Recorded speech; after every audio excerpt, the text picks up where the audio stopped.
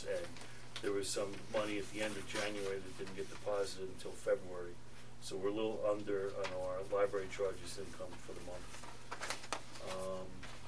The salaries and wages are a little high in January as well, but that had been reported at the last meeting, that the trend on that had been on to slightly over budget for the last month or so.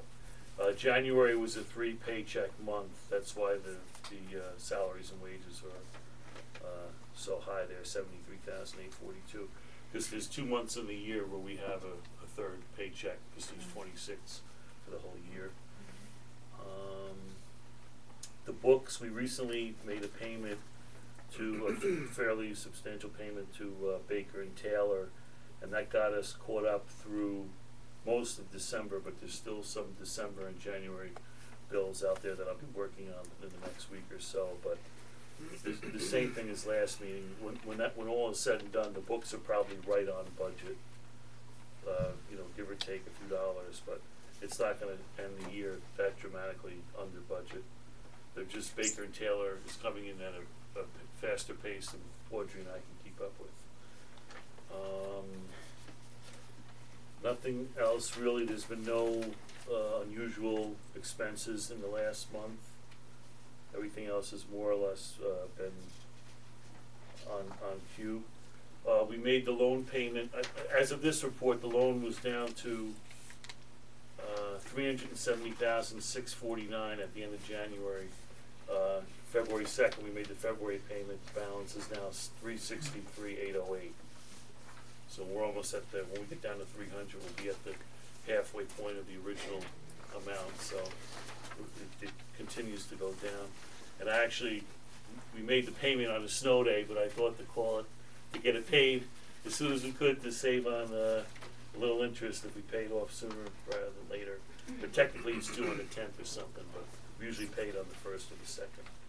And we have $85,000 cash left in the checking account and $535,000 in the Orange County Trust Money Market account. And I think it's in March, I can't remember if it's the beginning of the month or the end, that we get our last tax revenue check, the final 10%, which is like another $115,000. So altogether, this should be enough to make us end the year with a decent amount of money left. I was hoping to have a projection, but due to time constraints, I don't have it at this meeting, but we'll definitely have it for the next meeting, of how much we anticipate we should have left at June 30th. Right, for issues of TAN and stuff. It's definitely going to be a substantial amount, but I couldn't, give more than an educated guess now. But since we have over 600,000 here, plus another 115 coming in, we only have 5 months left in the year. We'll be fine. And for the next meeting, we'll have a ballpark projection of how much we should have left at the end of the fiscal year. And the auditors, trying to read Frank's mind. I spoke with them today. They had, a couple weeks ago, they came in and they got a copy of our QuickBooks, the most current one. So they're ready to start doing the field work for the audit for the June 30th, 2010 year, if they get to go ahead. And they said if we really wanted it, they could have it done in 6 to 8 weeks from when they start. Except that it's tax time. That's why I was surprised when I spoke to Lorelei today. When she said that, I didn't want to give her any reasons to change her mind, but she did use the phrase 6 to 8 weeks from when they come here to start their field work to do the testing of our expenses and checking over some of our invoices. But so especially since they just did that in the last 8 to 8 months, you ought to have a pretty good handle on it. Absolutely, that's one point that she made, since they just did the audit in the last few months. If she sends her same employees here, they're familiar, so it should make it, streamline it, make it a little easier. But I told her I'd relay that to the board tonight. And more or less, that's where we're at. But Jack, that wasn't what my question was going to be, but thank you for bringing it up. Okay. I've been spending some time just checking to see what the Warwick Library does. Right. Mm-hmm. And among the things that I found out is that on basically October 1st, actually it's a couple of days before that, they get their tax levy in one payment 100%. Right, and we get it And we stacked get, in three, is there, right. do you know why that No. happens? I could inquire tomorrow. I'll call and I'll talk to our contact at the school district and see if they know why it was set up that way. But it'd been that way since as far as I know. I even looked in the history for that report of going back to the last 5 or 6 years, and it's always been in 3 installments, 50, 40, 10, as far as the last 5 or 6 years at least. And So. it's almost like they're a parent doling out our allowance. It's, Right. It's and that's not their job, and I think that, can I ask that you report back to the board on that? Or Absolutely. not just to me, Sure, that should be fairly easy for them to have a response. So I'll find out tomorrow or this week. or at least have Matt report back to the board on that question. Sure. Whatever the right way of doing things is. Right. But if Warwick gets all theirs in one chunk, then they're probably earning more interest in the bank than we've been able to. But I'll definitely inquire about that. Sure. Any other questions for Jack? Have a motion to accept the treasurer's report? I'm sorry, Yes. Leanne. Were you asking the board whether we wanna go along with this audit, or? I guess Are you unofficially, if you're happy with Lorelei, and if she can keep to those terms, I know you want the time is of essence, so if the June 30th, 2010 could be done, in 6 to 8 weeks, regardless of the tax season, if that could happen, maybe I guess I am asking the board if that would be acceptable. I thought you were. I was just gonna say, why did this accounting firm give us the last one about 18 months late? We got it in December, didn't we? And it was unsigned. It doesn't sound like a very professional outfit. Now that suddenly they're gonna, maybe they're aware that we're unhappy, and suddenly they're gonna start to do what they should have been doing before. That's what it sounds like to me. So I would like to look into other alternatives. I think Warwick got the report for the 2010 to June 30th, Right. end of fiscal year. Mm-hmm. They already have their report. Theirs is done already. Yeah. And now this firm is beginning to discuss possibly starting ours. So I would definitely like to look at some alternatives if we have that choice, unless, are we bound to them in any way for the next audit? That would be my question. I know we approved them. It's not, when do we do that, Carol? At what time of the year? At the reorg meeting? Yeah. So it's something between now and the reorganizational meeting that we can look into. I thought we only approved the accountant. The accountant I choose think we the do auditor, chose the auditor. I I do not believe we voted on an auditor. We voted on the accountant and the trustee. Even if we Treasurer. even if the board approved going with that individual, if Matt hasn't signed an agreement, I mean, in a sense we're authorizing our director to go ahead and do something. But if he hasn't done it yet, because they're so delinquent in what their work, Right. then the Then board we're can not- go in a different direction and say to Matt, hold off. Well, we clearly identified what we wanted them to do and when. Like have a timely audit and then maybe have a signed audit. Well, what do we have as You far have as a piece description of of paper, work? Well, we have the 2009 audit that didn't show up till December 2010 without a signature on it. That's an 18-month delay in the audit, so now we're not sure. And somebody said something. And now it's February 2011 and they haven't started the audit for our books that were closed June 30th, 2010. Oh, we can do it in 6 to 8 weeks. Why would we believe that when it took them 18 months to do the last one? Well, And so then, if he's right and we don't have a signed contract committing us to have them do this audit, maybe we should. Yeah. We've already waited Oh, yeah. this amount of time. If we wait another month to find someone better who can do it quickly and properly, timely, maybe we can see who Warwick uses since they seem and to be see if they punctual. seem to have their they Ducks seem in a to be row. on the ball. Thank you. and just as a common sense checks and balance, I believe that the audit report is made to the board, it's not made to the library, it's not made to the trustee, it's not made to Right. Jack, That's it's true, made to too. the board. You're right. The auditor is our employee, and, I think the I fact don't that remember traditionally last we have our employee Once. as our bookkeeper, our accountant, our trustee, choosing the auditor tends to be, opens up the door to a conflict of interest and a lack of checks and balances. I know she's done a presentation in the past.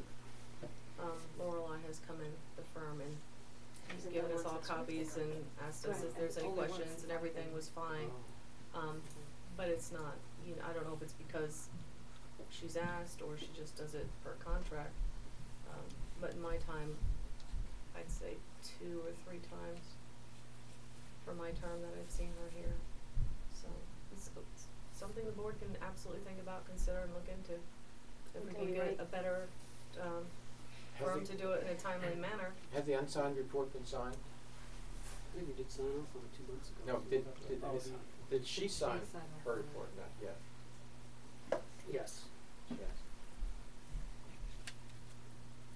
Alright, so you're gonna look into see. But she didn't sign our copy, the report to us. Okay, we'll have to look into it.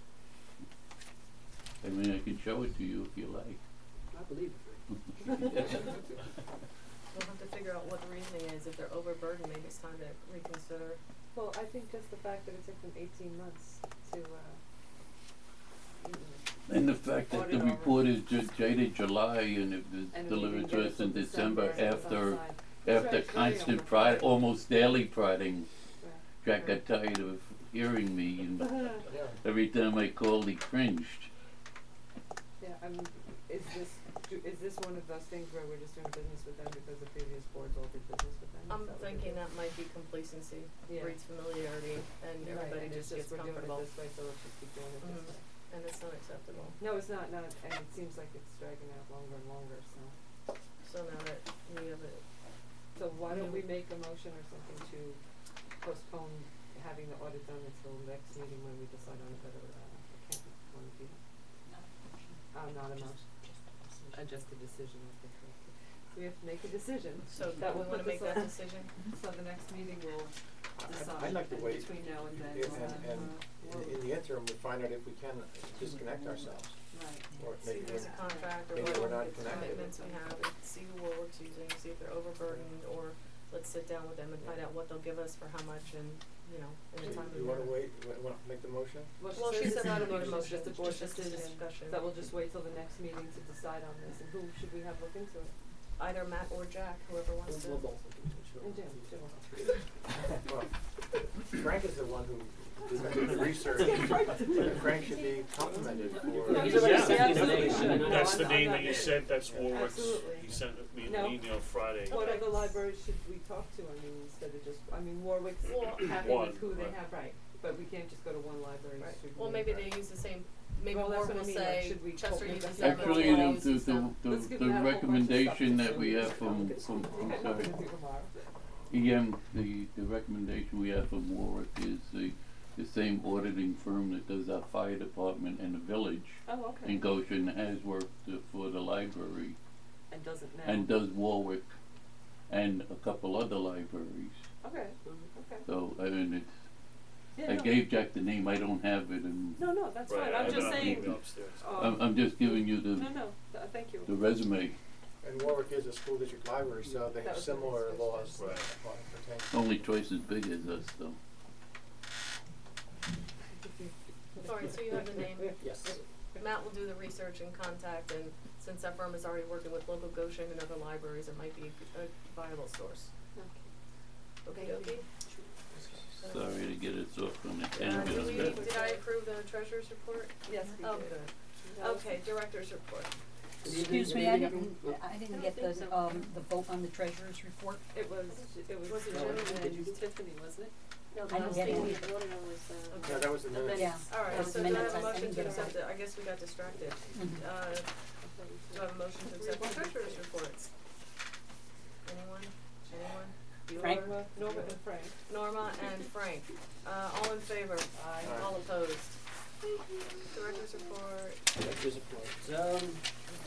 Well, we're working on the annual report for the state. Haven't gotten too far. It's due in 2 weeks, so there's a lot of work ahead for Jack and myself. But with all of these days out, it's hard to. Well, you'll just have to walk here. It'll get done. Would you like a plow for front of your farm? I'll give you a shovel.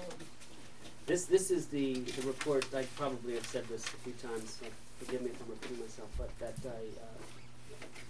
that includes as part of the package the approach to RCLS with the variance. So, but in years past, we've done less than we have in this year to work on these issues. So I don't think we'll have any problem getting the variance passed again. So we still should be in operation this time next year. The biggest. Can I just ask you a question about that? When you say that we operate under a variance, Right. primarily that's because of not being handicap accessible? No, primarily that's because of the perceived space, lighting, building constraints outside of the question of. I mean, we've been grandfathered in as far as the ADA is concerned. So this has Does it have to do with the insufficient space? and insufficient lighting. Some of these things we've addressed directly, and some of them we are in the midst of attempting to address. So. Just tell me. Right. But that is a separate issue. And the variance request is just for lighting and space. The biggest thing this month was I attended the Directors Association meeting, and again I've mentioned this in the past, but Finkelstein Spring Valley Library is no longer part of ANSWER. I tried to explain that here. It doesn't mean they're not part of RCLS. They still are part of their contract with RCLS, so that the interlibrary loan is still funneled through RCLS. So that means materials that go in and out of the library are basically handled. The logistics are handled by the RCLS trucks and drivers. It means that they don't share our catalog anymore, the Integrated Library System catalog.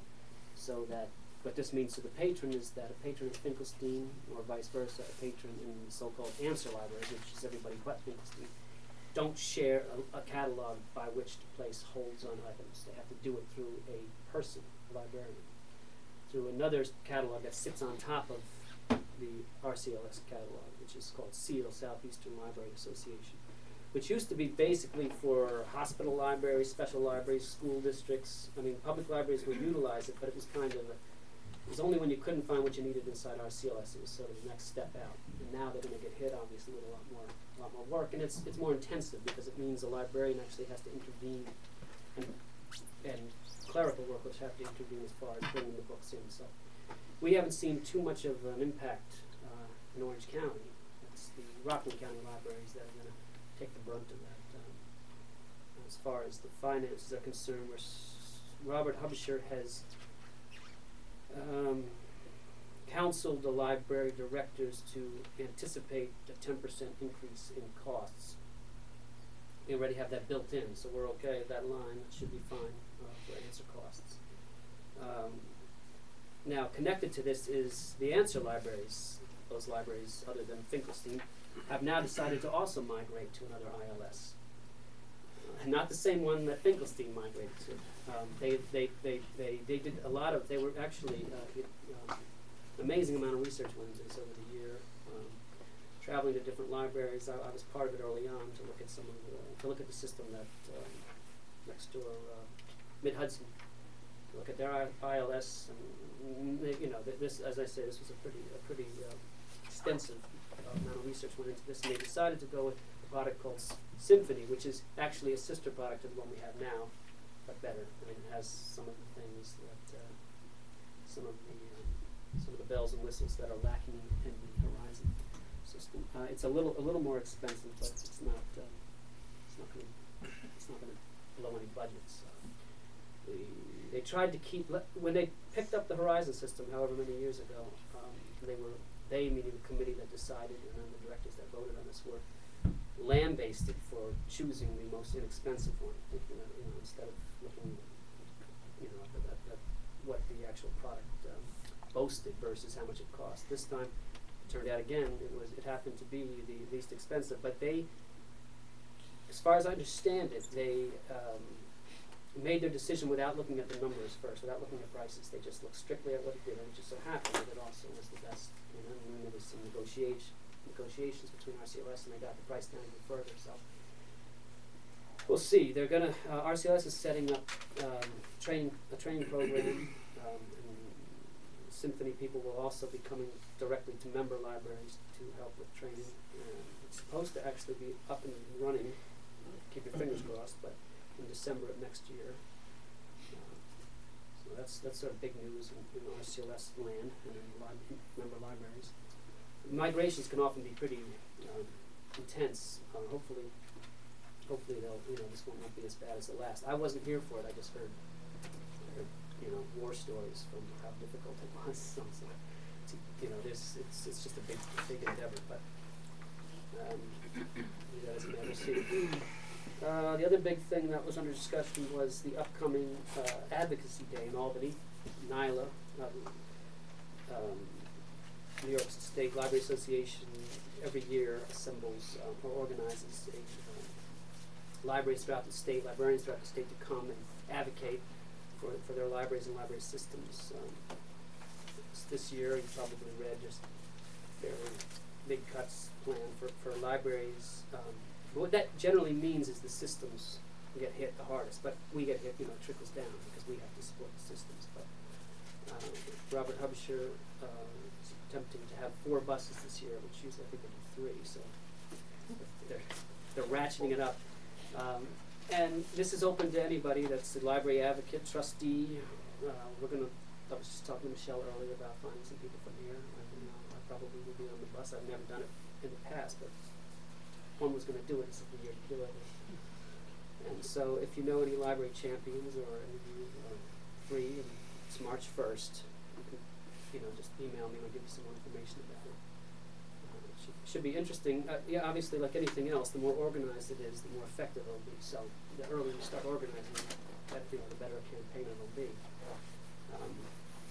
I don't think it just takes basically having your people in place and a few pointed questions, and someone that doesn't mind speaking in front of legislators and such types. So let me know if you're interested or know anyone that would be interested. Maybe we can get something going. The other big news is the Friends. I've been attending the Friends meetings, and they're rolling along. Moving along. They have They have a trivia contest plan, which I've mentioned. This is on our website now. Just the information. It's I won't go into detail about it. I think you've already heard what it's about. It's basically a trivia contest around Goshen's history, and they've assembled something like 7 teams. It's actually an event you pay to get into.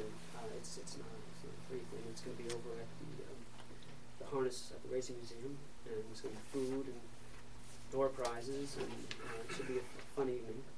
I think the teams are almost all set. I'm not positive about that. I'm not really the main contact, so if anyone has any inquiries, I can get you to the right person. Could I just add one thing? Sure. The food has been upgraded to it's actually a dinner.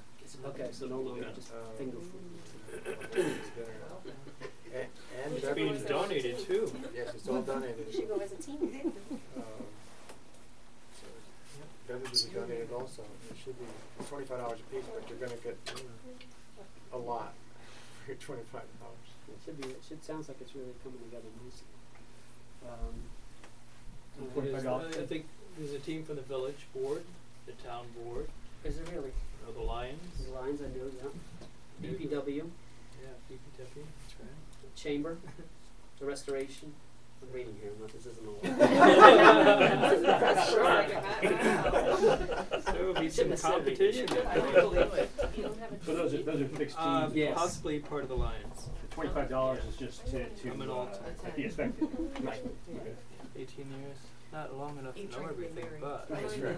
I have to bone up. He's a bringer. This would be my 12th year I'm a newcomer. So forget it then, I guess. I'm still learning the names of streets. I just also Sorry. I just wanted to mention Ken Tashan wanted to come tonight. He's next door rehearsing for Paul Robeson, which I also want to say he has provided us with this is on the website as well. It's just his flyer for the Robeson, and he says it's going along nicely, so I'm looking forward to seeing that. I don't know how many of you here in this room have seen some of his productions, but I've always been impressed. Yes. So it should be Very, good. And he has also been basically heading up that subcommittee with Yvonne Muro, some of the friends. I try to attend when I have time. Our local history guru, Ann Roach, is a big part of it too, just coming up with questions and it's You have the questions somewhere?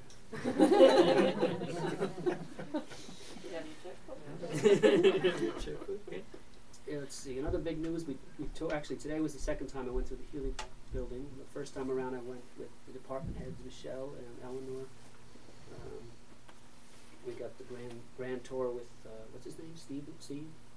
Paul. No, the owner. Paul Healy. He gave us a great. I mean, he knows that place inside out, the history and everything. It's kind of entertaining. The building is, obviously lovely. It's a big place. But we'll get to that later. Let's see.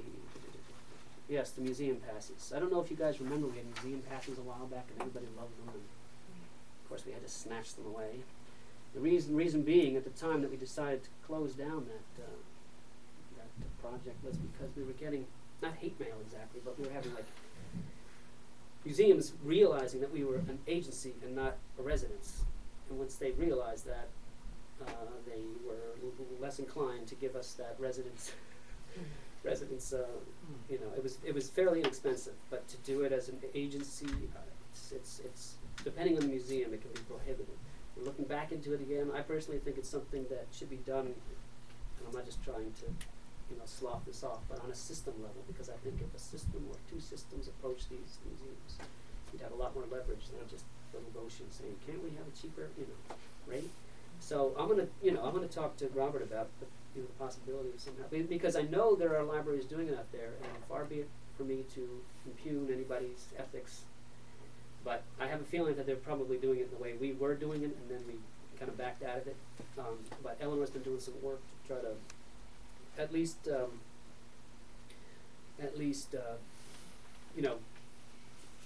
get some of the heavy, the bigger, the Smithsonian, affordable, but the ones that were most asked about, rather than we had a fairly big number, and it was just too expensive to do it the right way. But there may be, I see Frank's finger going up. He may have on the RCLS weekly newsletter on your email, they're constantly referring to these skills that they have, and I assume that we were giving those out to our desk, that we were giving those out to our users. You're talking they're about not the plum limited benefits? to trustees. Excuse me? Are you talking about the plum benefits? Yes. That get passed around? That's a separate issue, but that's something else. But It's the same thing that you're talking, just a different name on it. well, it's done in a different way. But these were basically not one-use things. They were cards that we had that we would pass out like you pass out a book. They would circulate. We would use them. A family would come in and take it out, as you would take out any other material in the library and then bring it back. I think the plum benefits is a slightly different thing, but I'll double check. It seems that it exists, that we don't have to do anything. It could be. I'm getting some shaking heads from the audience, so we'll have to check on it. It's different. It is different. It's a membership versus a one-time That's what I was thinking. ticket discount, so to speak. So the membership cards that we were circulating were good for a whole year, and you can use them as many times over and over again. Whereas these expire after one Right. use. But the end result is the same. You're getting a break to go into a museum. Well, I'll double check and see if there's a way to I work can tell you it. about semantics and No. It's a little and it seems to me the RCLS things we don't have to spend any money. True. Which is always But good. is the plum a They're already discount versus buying the other it. was just free admission? Yeah. Right. So it's, one of them's just, 20% off or something, or 30% off, I don't know. And The other was, it's not 100% every day off. of the year. it's limited, you know, the plum benefits are limited, it's like a coupon that Right. expires. Whereas the membership benefit is good for any day throughout the year. You know, you go in with the card and it's free admission for you and your family.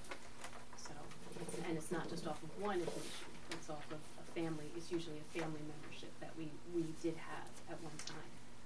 That would allow a family of 4 to go into the city and experience, you know, whatever museum of natural history, the Met, you know,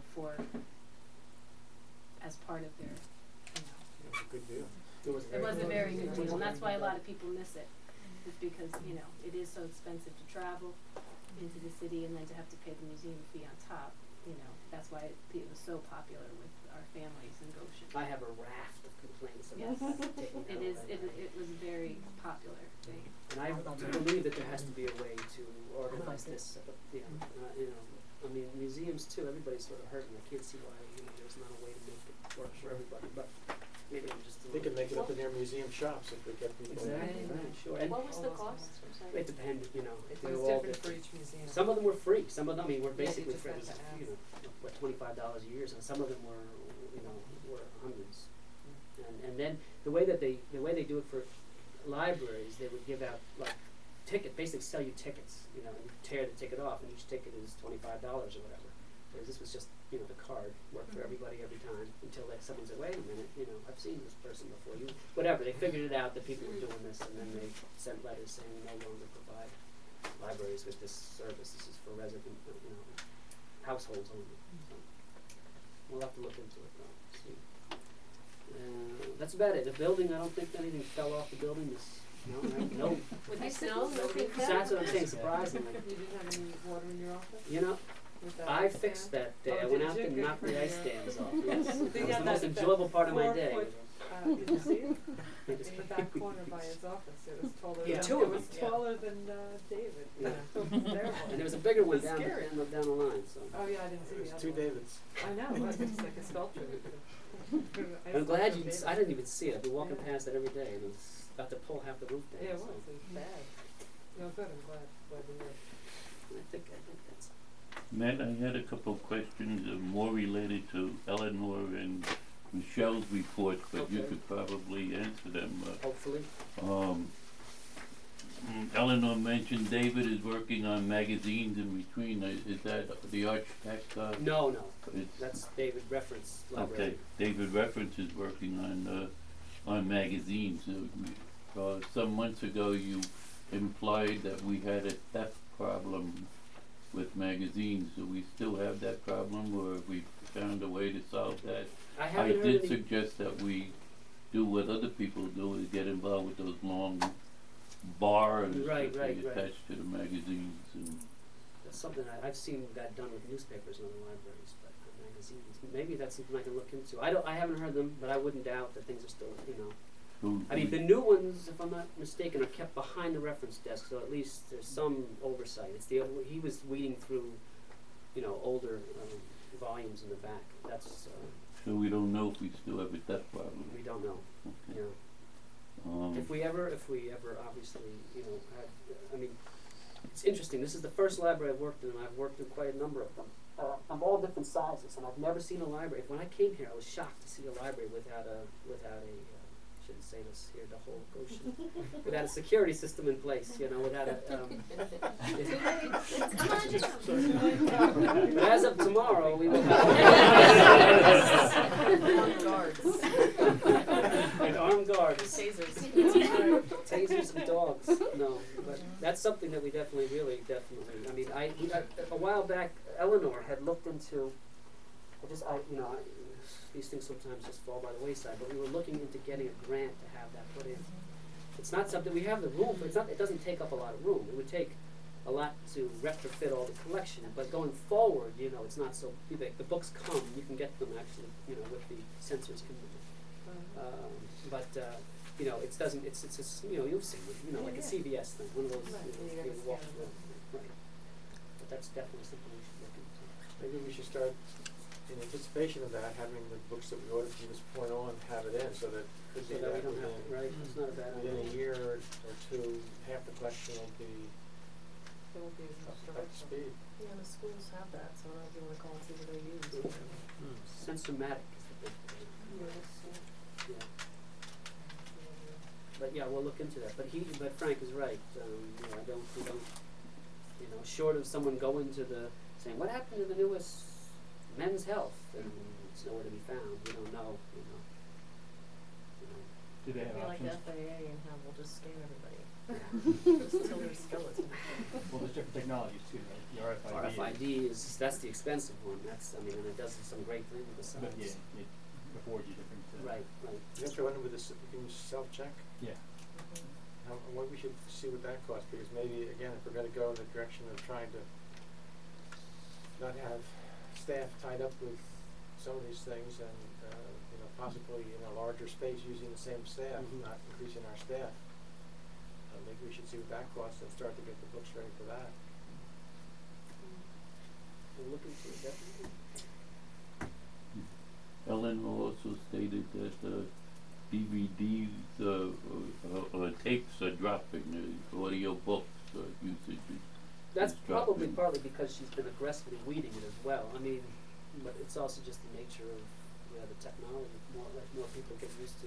I mean, for a while when I was in the reference desk, just a couple of years ago, I can remember people that were vehemently opposed to getting books on CD out because the technology at the time wouldn't allow them, when they shut their car off and started it again, it would start from the beginning, and they couldn't figure out how to. Now that's been addressed, and I think a lot of the companies now they have smarter CDs. But yeah, I know that VHS and the cassettes are definitely the circulation is partially probably going down due to the fact that they're weeding it out. And nobody has to play it. Right. And cars don't come with. Are they we not even come with CD still players. buying new ones to replace them, or The cassettes? are we? Yes. No. You're not. And tapes. If they're classics, we'll get them on CD or MP3, which is the new wave. No. So generally, it's all digital format, no tapes. So we're not VCR buying or audio tapes. tapes. No. Okay, good. I think that's it. One last thing, Okay. and we've spoken about this, I think, at 2 other meetings. Last spring, Michelle and Eleanor both were talking about the increase of demands on our services because of the Goshen library closures in the school district, in the two school buildings. Right. Do we still have evidence of that increase in demands of services to us, or has that tapered off and disappeared? And secondly, as a second part of that question, we were being swamped with research questions from the high school and from college kids, or is that still happening? Two questions there. I mean, I try to get out of the reference desk, a few times a week, and from my perspective, but again, these things are cyclical. I mean, I would say it's about as steady as it always was. I didn't see any market increase, but that, some of that has to do with, when the teachers, there's a certain rhythm to the school year, and so at times it'll Midterms, definitely, finals. yeah, exactly. But I don't know, maybe Michelle might, I can't say that I saw it directly, and I haven't heard Eleanor in the last few, in the last few months mention it, but it may be something, right, that comes around when the test time comes. I don't know if you can. Well, I haven't been up on the adult reference desk, but down here, we, like Matt says, typically cyclically, this year it's February, so we have African American History Month, and so 6, 7, and 8, even from St. John's now, are coming to us. They need a biography, and they need a work of fiction by an African American author. So we kind of have that prepped. We know February's coming. We get out our bibliographies, and we're ready to go. So we do have, quite a bit of increase from that. We still are getting predominantly from the intermediate school parents who are coming in during the day for books for their children, for book reports that their teachers are assigning. Usually it's on a specific genre. Sometimes they'll do historical fiction, biography, realistic fiction. that their kids just aren't picking the right books out of their school library that are meeting the teacher's needs. And I have tried to contact the principal there.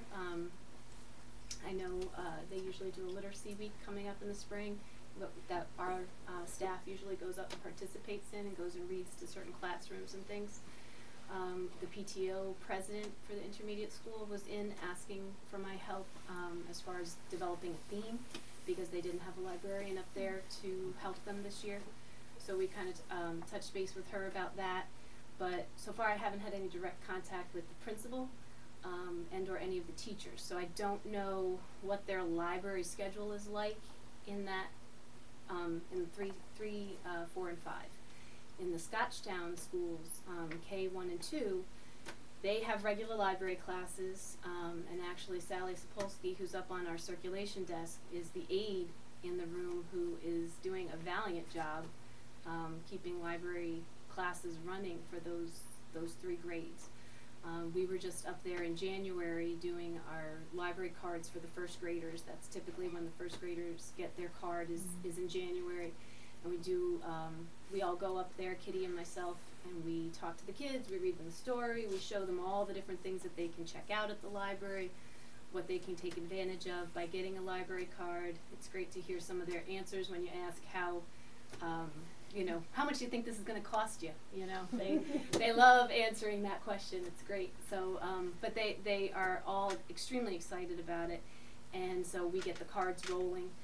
So we've had an influx of first graders coming in too, because they're coming in to use their cards for the first time, which is really fun. So, like Matt said, it is cyclic, but I have noticed, especially in that 3, 4, and 5, maybe not the kids, but the parents are definitely coming for help to get the right book that their child needs for their assignment. So I still see it. You know, is it overwhelming? You know, I wouldn't say it's overwhelming, but it is definitely, you know, presence. Does that answer your question? Still sounds almost like a almost non-event, closing down the libraries over there. Not according to the PTOs. I have had parents come in and say that they want their PTO to do a fundraiser to fund a librarian salary. So they are not happy. At least the ones that I've talked to are not particularly happy with what, you know, what their kids are dealing with. Like I said, the people who are there, they're making a valiant effort to do what they can so that the kids don't suffer. I mean, you don't want the kids to suffer. That's, you know, that's the end of the line. That's why we do what we do. But, you know, at the same time, they do see the impact that it's having. So, you're welcome. Anything else? Okay. Okay. Unfinished business, budget subcommittee Thanks, findings. Matt. Who's gonna report for the budget subcommittee? Whose baby was that? Bernie. What are you gonna say, Jason? What are we reporting about? So, whatever you guys met to talk about. Your findings. Well, to go buy coffee.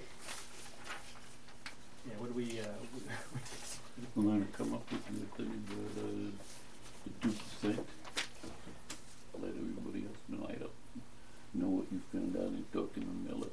yeah, we basically, the first thing, I went in and inquired of what any, if we were to go with any increase at all, how it would impact the voters. And it's unfortunately a difficult formula that they use. Anybody who lives in Goshen knew that their amount per 1,000 assessed went down by a penny last year, if anybody caught that or not. So, and that is everything staying the same or near the same. So, I went in thinking that an increase of let's say if there's 7,000 homes, and an increase of $21,000 would be $3 per household per year. He said, no, it's not really the case. He gave last year as an example and said you really can never talk about that. You can only talk about total tax levied. which is an interesting notion, just considering our budget of $1.2 million to, we were talking about either raising it 20,000 or possibly even 40,000 at a time. You can talk about it in percentages, but really it's a very small amount. And even if you want to try to divide up among households like that, are people going to cry about $2 per year? Some will, because it's an increase in tax at all. So. And it led to other more interesting discussions about the school budget, but we don't need to discuss those here in terms of state funding being cut, and the 2% increase in general. The governor, I guess, is pushing for a 2% cap on tax levy increase, starting with the 2012 year. It's not a law that's been passed yet, but they're working on it, and we're watching to see how that plays out, and whether it's going to affect us, and particularly whether it's going to affect any plans for a library move and purchasing another facility. Or it doesn't seem like it will, because there's always the reports about this proposed law also includes verbiage about capital expenditures being excluded to some degree. And so we're still waiting to see where or when it passes, what it actually reads. And an interesting point is that aside, I think everyone should be aware of it, that this 2% cap had been in the press for months now, ever since Cuomo decided to run for governor. But up until the last 2 or 3 weeks, the talk of a 2% tax cap was limited to school districts in the press, and now it is now the press is reporting it as a 2% cap on state and local school district and local government taxing, which I think is a very important point. That I don't know what they're looking at. I don't know what they have on pieces of paper up there in Albany. I was shocked when Bernie first brought this up. I said, "Yo, go away! They're talking about school districts. We may be a school district library, but we're not a school district, and we probably won't be covered by a 2% cap." But now, suddenly, from nowhere, the 2% cap seems to be applied to every level of government taxation. So, just I'm asking people to keep that in mind. I'm not saying it is, and I'm not saying it's going to affect the fire district and the village and the town, but it seems to me that what I'm picking up now in the press, it will, if it is so enacted. And that would include if a school bonded to build another high school, it would include that yearly amount for the charge back to the... Anything can happen in Albany. You don't know what's going to happen in Albany. First off, you'd have to get, probably what's going to happen is you can supersede the 2% if you get a 60% vote. A 60-40 vote. So dealing with what ifs. What happens to the if you have a vote for a capital improvement, you're going to vote on increasing the budget to support that capital improvement. So you have to get a capital improvement vote by 60%, and you've got the budgeting. And the next year you can only go up 2% from that level. Well, don't we have to discuss the operating budget for the coming year, which really has nothing directly to do with this 2% cap discussion at the state level. So, which could go in any direction. We have no idea how it's going to end out. But for the immediate future, we asked staff to come up with 2 proposals. One is a 0% increase, go with the same amount as the current year, next year, and the other is a 2% increase. And, I don't know how you wanna proceed with this. Well, in front of you is a 0 and a 2. I just wanna make sure the line items as they would be. You have delegated the money where you think it needs to go to suffice for the year. Okay, you talked to we had mentioned that last time, and talking to the department heads and getting the money where it needed to be. So these numbers represent that. Yep. So in front of you, I don't know if people need more time since you just got it this evening or not. We saw the 0% last time. Now there's a 2% for your consideration in front of you as well. I'm willing to vote tonight on the budget. I just don't know if anyone else needs more time. Well, we need to make a decision tonight, don't we, to get this? Yes. Well, it's either now or work session, within the week, if people wanna peruse it for 3 or 4 days, but yeah, within 45 days this has to be in the paper. And our next meeting is a month, so there's no time, Would it's you now like a motion? to accept, or you're putting a presentation of one of your budget choices? I would like to make a motion. Okay, I'd like to Sorry, move didn't we ask for a 1% also? 0, 1, and 2? No, the committee is for, 2? Okay. just the committee is Sorry. for the, Okay. I recommend that we have a 0% increase in our budget for next year, going for the same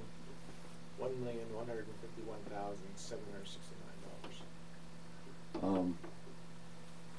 I need a second to discuss it. Do we we've have a got a second for motion going to discussion? get discussion. Do you wanna discuss it?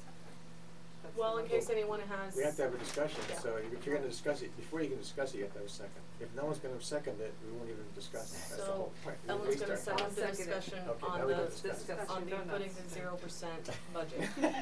Okay, so right now on the table, the motion is to, Jim wants to have us to accept the 0% budget. Make your That would be our vote. If there needs more discussion on the 2%, the table is now open for that. If not, I'm gonna make a motion to accept the 0% increase. Can Well, we we had discuss a it? It has- I mean, to approve it, I mean, Yeah. in favor We're and call all for a of that vote. stuff. Did you Call for wanna a say vote on something? the I 0. did. Yeah, it's Frank wanted to say something. Okay, I'm well in the 0% increase. I would like to see a line item in the new budget, if we could squeeze out some amount, and off the top of my head, it's a $10,000 number that I think should be allocated to this board. And I think this board should have a small amount of funds that we can go and pay honorarium to people that come in and talk to us and share their expertise with us. This committee met this afternoon. We talked. We had an accountant who was willing to give us some time, and to get to a point when you're looking and trying to get people's expertise. Sometimes the price you pay, the value that you get for the expertise you ask for is directly related to the price that you paid for it.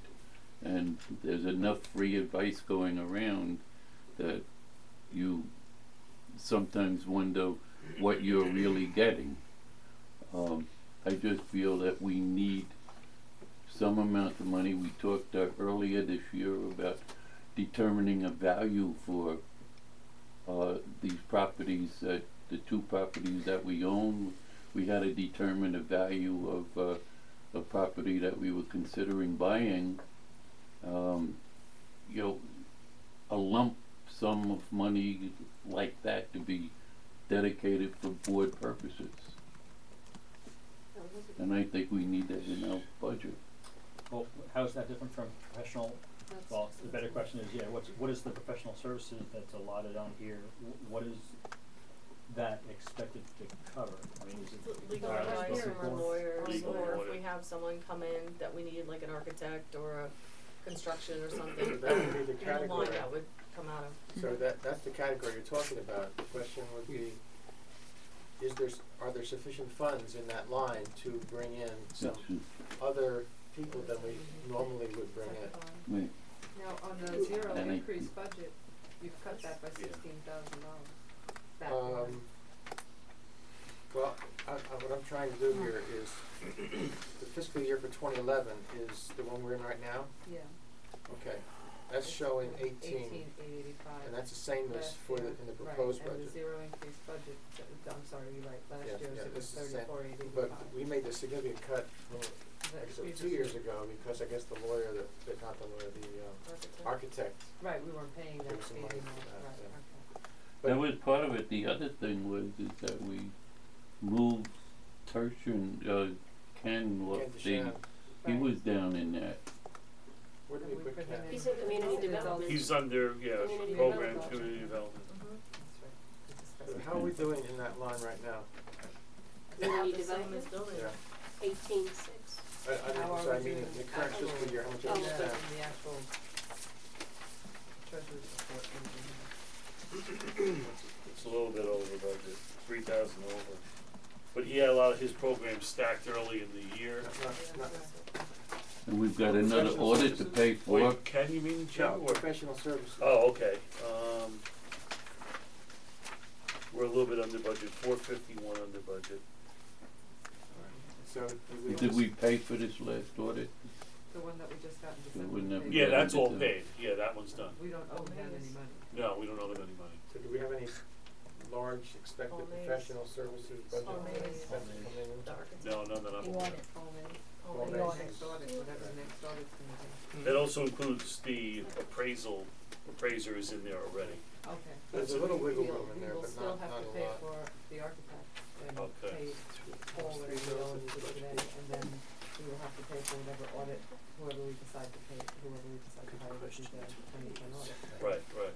That's not good, That is not enough. What is the new buildings expenses? What is under other expenses? The cost of the loan. Is it? New About 3,000, 2,900 something. 2916. No, that's the loan, the amortization of the loan. Is it? No, the loan is on the bottom, under interest, on debt. The new building was just, I think last year, the board decided to put money in case there had to be anything done on the land itself, like maintenance Oh, or, Right, okay. because we had to, Oh, we have to gotcha. have it mowed, and we Okay. have to have. right. Mm. Mhm. Yeah. And And we then had tree enough to, removal, and that's right, but you broke it up over 12 months, but we Right. only pay for that kind of stuff on the warmer weather. right, it was just split evenly, right, but we haven't really, I don't think anything has hit that yet this year, so, No, right, we so don't we're have to doing remove the well on snow that. over there, so we're good. Right. What about plowing the fields? We can plow the field, God. So Well, I'm not no. understanding what you're saying there, Frank. You're saying to possibly increase that professional services fees amount by $10,000, Mm-hmm. to increase our budget by about 1%. I'm not talking about increasing the budget. You're talking about taking funds away from other line items? Right. Like what line items? I didn't pick a particular Oh, I one, see. I'm just Now, saying. why me just- wouldn't that be covered, I'm sorry, but why wouldn't that be covered already under professional services and, This is Want so some increase. relatively little with, you mean, yeah, why wouldn't that already, why couldn't we already use money from that? But that is professional services, right? and we were already using that. Yeah. But my thinking is we're staying at a 0% increase. It's almost like an austerity budget at a time when our patrons are probably would appreciate additional resources in some areas. Like a new They building. would, but No. in times of austerity, I don't think a new building, unless there was some compelling reason, is what one would pursue. Well, Just my Well, the thing that we're not paying attention to that I think is the most important is if you look at our current budget, right now, the total expenses after 7 months, we're $103,000 under budget. We're gonna end the year with over $100,000. So to find $10,000 to put into that line, I don't think it should be that difficult. The budget has some wiggle room, and I'm very comfortable with the 0%. I think even with the 0%, next year we may end up with $60,000, $70,000. Now we do need a cushion. It could be an emergency. We have in the summer we have no money. We have to borrow to cover the July, August, September, because we don't get our money from the school district right away and so on. But there is enough of a cushion in these lines to get $10,000. And the purpose that Frank is talking about is to bring in some people to help us be more efficient and to help us to do what you just said, to provide more services to people who are hurting. And I think, I'm not criticizing the staff, I think we have an excellent staff, but people that have other libraries and do things in a different way may be able to give us a good idea now and then. So I think it's a very useful way to spend money, and I think we can squeeze it out. So I would support doing that. Now we're going to have to find, if we decide to do that, we need to find the categories to pull it out of right now, because we're going to vote tonight, if possible. We're going. So basically, what we're saying is we're destined to have $100,000 over budget, which normally we use during July, September, and we would have to use some of that dollars and just borrow more against it, which we've already discussed in the previous meeting. Right. Nominal. And the amount of Very interest that nominal we pay for that borrowing is, I think, is less than $100 for short term. It's extremely low rate for extremely short amount of time. So. From a business standpoint, though, and I know, and we've discussed this in committee actually, that we need to get a better idea as to where this surplus is coming from and whether we want to maintain it, using it against the can or not. And more importantly, from a business standpoint, it's Frank's correct in that it's critical to have money allotted properly. We want to know that this $18,000 for professional services, if we know that we're going to increase this by $10,000, by rights we should be increasing that line item by 10. Now, if we know that we may have those and may not, and we want to ride it out like that, and we want to move money from one line item to another during the year, that is essentially our prerogative. But it's just with the understanding that we're taking away from this surplus, we're going to be borrowing a little more at nominal cost later on, and then when we revisit this next year, we should consider increasing that line item depending on whether it's going to be a recurring charge. Yeah, we usually have done that in the past, based on utilities and repairs and whether necessity. In this case, we know that we're talking about bringing on other professional services, and I'm not sure what the remaining, what's the difference on that? $8,000 or $10,000 in professional services currently. We know we might be likely that we'll use somebody, either Colmade or somebody. We know what his services cost, so in theory we should be increasing that and maybe decreasing it next year. But as long as we're all in agreement to borrow from the surplus. Well, tonight, as long as we get a budget, the line item we don't need to do tonight. As long as we vote on the grand total and the tax levies So and you're those saying two. we can move vote on money. the total, Yes. and then we can We can move line change items. the breakdown? Is that, Yes, is that correct? that doesn't Okay, need so to be done tonight. So maybe next month, As long as we have a Matt can come total, back. lines can be Okay. finagled. So yes. I just wanted to mention that we typically put our budget out in the newsletter that goes out in the spring just before the vote. So it's generally decided upon to show the public 30 days or 35 days before the vote. So we still do have a little more time to develop that, refine it, So if I you should had- say. But the total number is something that we should have. Do we have a month in before place. the newsletter? At our next meeting, if is we March have it 14th, so squared away at our next before the meeting, is vote. that enough time to have Yes. it? That's 30 days before the vote. That Yes, is enough. she said that the next meeting is enough time to get Okay. it in the news. So the motion is there any discussion? If anyone wants a different budget increase other than the zero that's on the table now? Okay, so the motion is to have a 0% increase, keeping the tax levy the same. All in favor? Aye. All opposed? Abstention? Motion, you're abstaining. Yeah. One abstention. Motion carries. Bernie, you're saying? Yeah. Get the Yeah, hearing go started? ahead. All right, thank you. Thanks, everybody. Have a great night. Jack, thanks a lot, man. Thank you, everybody. Thanks. Okay, next on the agenda is the Citizen Advisory Board report. Well, there was one other thing, I don't know if you want to say with the, See you tomorrow, Jack. See you tomorrow. there was a discussion at the subcommittee of a hiring freeze. And, since that impacts the budget, maybe we should talk about that too. Say that again, please. The hiring freeze, the budget committee had recommended. Oh, the we're still on that subject, I'm sorry. Just before we- So that would be Matt's So why? ballgame Why? to tell us what he sees and needs. Why hiring free? I'm not sure. What Well, are we talking That's about? what they recommended, so. That's what they're. What does that mean? Well, I guess there's Do we have one openings? outstanding or one open position Okay. currently. Well, what I had asked, what I had hoped for was about $11,000 for a part-time When we talk about this. for the oft-beleaguered circulation staff, but but That's $25 work. I mean, I'm not saying that, you know, it's always difficult with these things. I don't wanna, you know, I won't say it's not a you know, it can be burdensome on people that are trying their best to keep up, and it's hard to take a day off because you can't find anybody to cover you.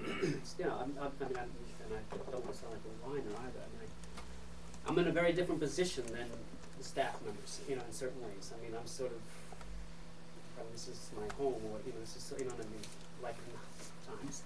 But I just, so I have a different take on, you know, but other people, they have days they wanna take off, and they need to be able to, and we were hoping to have a little bit of wiggle room there, but, you know, we, that was part of the way we were able to establish this 0% was by cutting that was, I mean, you know. And as I say, it's not, I don't think it's gonna mean anyone's gonna, you know, gonna quit, but I do see places where there could be a little, you know, backup, safety net. I wasn't at the citizens or the advisory committee. You, whatever the The name budget was, the subcommittee. budget subcommittee. You want to put a hiring freeze. Why? And what is the reason behind that? Do you think times are going to get rough?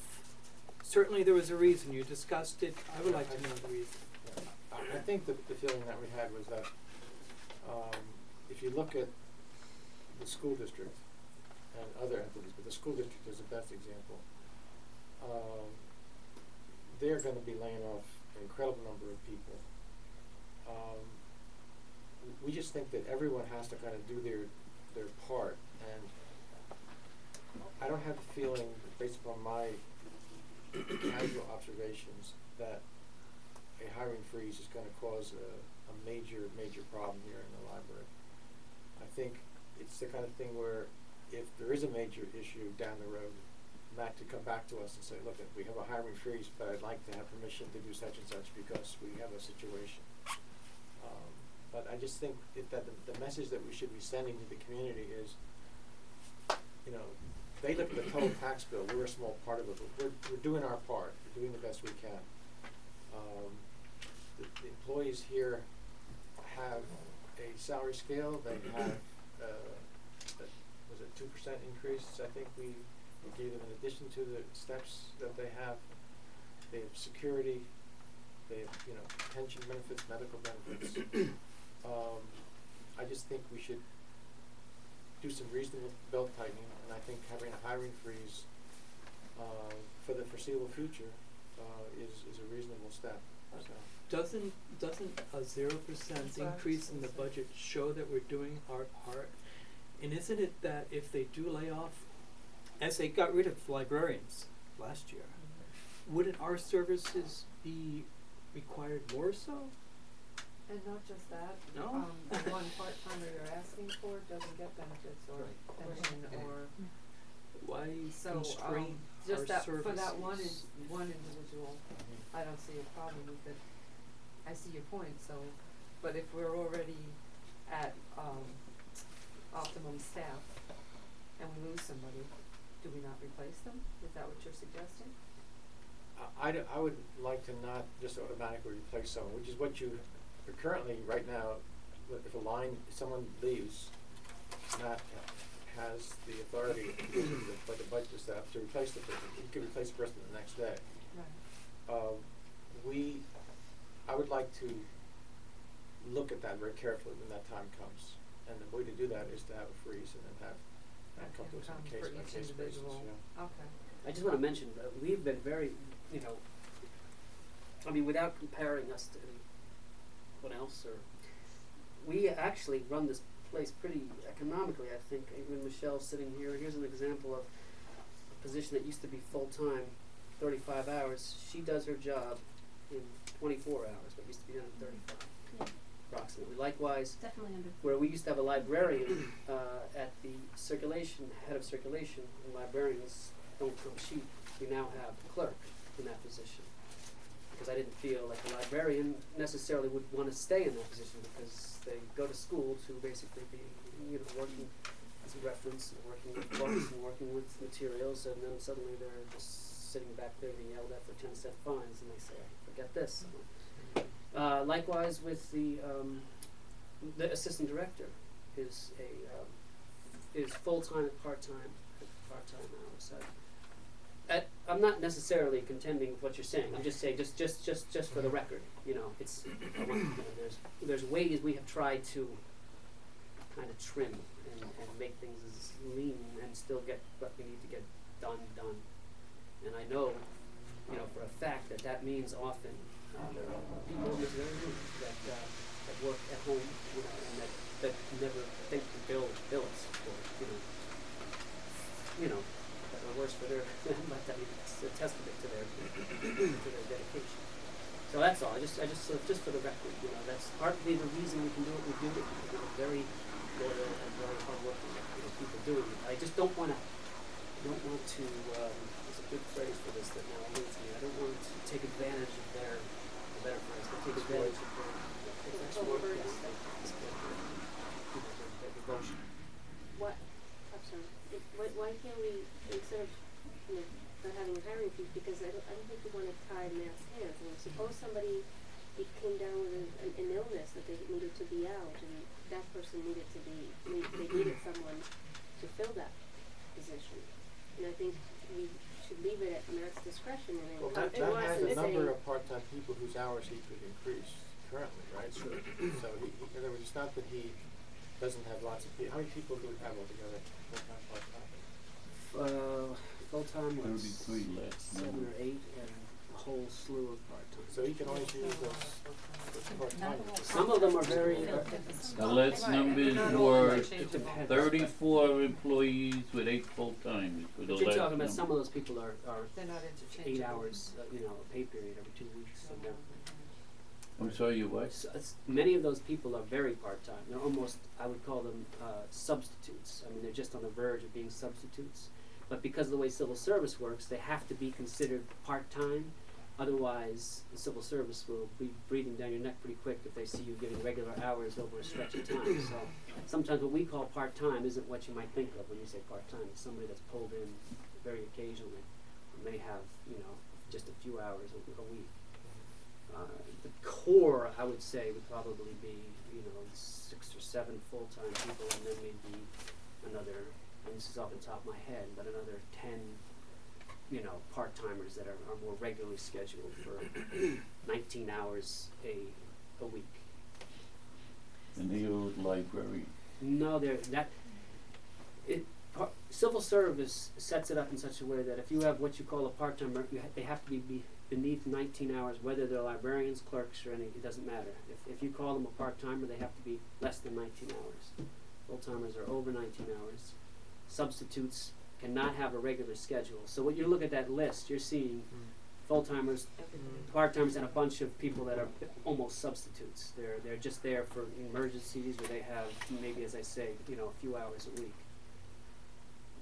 But the core would probably be, you know, 15 people altogether. I'd say 7 full-timers and other Right, but 8, 10. if they're hourly employees, they're part-timers. Right. And our average librarian hourly wage that we paid last year was $25.88 an hour. That's about right. The average non-librarian hourly wage was $14.32 an hour. It's about right. So what we've gotta do is find a way to move. Well, that's what we have We done. had 13,000 hours for hourly employees that were not librarians Right. last year. I mean, most of Michelle's youth services are not librarians, just for that reason. They're down here. They're adults with, you know, with advanced educations that are working at clerical wage levels, because it's just couldn't staff it libraries. It would be, you know, it's just it would be. As you know, I brought up the question that, and you seem to have come up with a retort to that Warwick, which is twice the size of our library and service people they service, and according to Warwick themselves, twice the size of our library in circulation, has fewer employees. I think there's confusion. We'll have to revisit this again when when we have more time. But I have a feeling that the confusion is FTE versus full-time people. I think there's some kind of gray area here. Well, Because when I went the back and looked director at- of the library said, I have 25 employees, of which 8 are full-time. Mhm. That's what the director of the library said. That's interesting information. We'll have to see. So what you're saying is And- if there's any part-time employees that we have that are maybe working 2 hours a week or less, they don't keep those type of employees, is what it sounds like. I don't know. Well, it's I'm bringing up a concern of mine that twice the library does twice the work that we do How do you in define the same work? amount How of are you time. defining work? If they, I'm assuming 300,000 circulation items. But you're also not taking into consideration the fact that they actually have a parking lot, so they can have people parking there. Some of the circulation rates you see, the differences have to do with constraints just in the building and in the surrounding area. I had a woman call me on Friday, said she went around the library 5 times. They couldn't find a place to park. So I'm not saying that explains all of it, and I'm not saying there's not a point to what you're saying. I am saying that you have to take, that some of those numbers are deceptive. You know, that it's They're a lot serving harder. more because they have the opportunity and the space to do so, or we don't. We're constantly turning away people from programming because we're out of room. Now they can say, bring them on in, get the numbers up. Their get the numbers are numbers up. huge. I'm not talking about the numbers, I'm talking about 25 people doing the same thing that we're saying we have 35 people doing, or doing twice as much as what we're saying we've got 33 people doing. You have And to there's look at the something wrong. hours. You have to look at the And- hours, not the people. And I if think you we look need- at their gross payroll for Warwick, twice the size of the library, twice the circulation, will come out and be slightly lower than our payroll. Well, I'll have to look at the numbers again. Those aren't the figures that I came up with Jack. So maybe we can discuss this again sometime. I want to get some more information on that, but the reason why I'm recommending the hiring freeze is that I think for an emergency situation, which is the concern that you have, we have enough of the part-timers to Sure. shift around and cover. I mean, I have no problem with that recommendation that you made, that the board, that I come to you and explain the situation. It's such an event. So that's what the hiring freeze would That's- be that- about, and I think it would, That's fine. it would Okay. clarify the issue in regard to the board's concerns. No, I think it's a reasonable concern. I'm you know, more than happy. And I think we should let the public know that we have a hiring So, freeze. so what you're saying then is any hiring that's gonna be done in the future, Matt has to come to us first. Right. So there'll be no more automatically replacing anyone, no more Right. hiring anyone new. Right. I think it should be a temporary thing, because our job as a board is I not to think so, too. micromanage Exactly. Matt. He is our one employee, I and have if we faith start in the telling him president. who he can and cannot hire, I think I have enough faith and good judgment in our director Here, here. to not overspend and to work within the constraints that he has, and if emergency were to ensue, he would come to the board and say, I need this, I need to come to you to approve this. Otherwise, I think Matt should just keep doing what he's doing, knowing how we feel and knowing the constraints the library is under. I Well, feel the same. When you say temporary, you mean for how long? I don't want the temporary freeze to be for the rest of Goshen's history till we no. move to some, I mean, maybe we'll, I don't know, we can't say when the economy gets better, cause we don't know that either. If you wanna say maybe through the summer, or up to the summer in case college kids come back, and I don't know if they do internships here or something like that. If you wanna do from like a February to June 1st temporary hiring, you know, For the freeze, balance of the fiscal All year. right, just why till don't the we do it for summer. the balance of the Fiscal fiscal year. year? June Okay. 30th. That's a good one. Otherwise, I mean, it just puts it out there that this is it, this is done, and he has to come to us with every little thing, and that's micromanaging, and that's not what Yeah. we're here to do.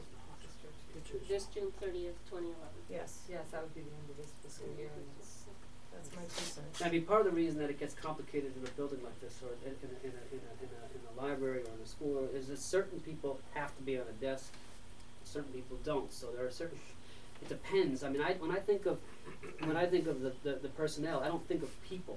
I think of hours that need to have people, you know, that need to be filled so that there's someone there when a person comes up to take a book out, or a person comes up for a reference question, or a person is looking for sign for a program. It's sort of there's a grid in my head of hours that you know that need to be a person plugged in so that there's not a hole there, but someone comes for assistance.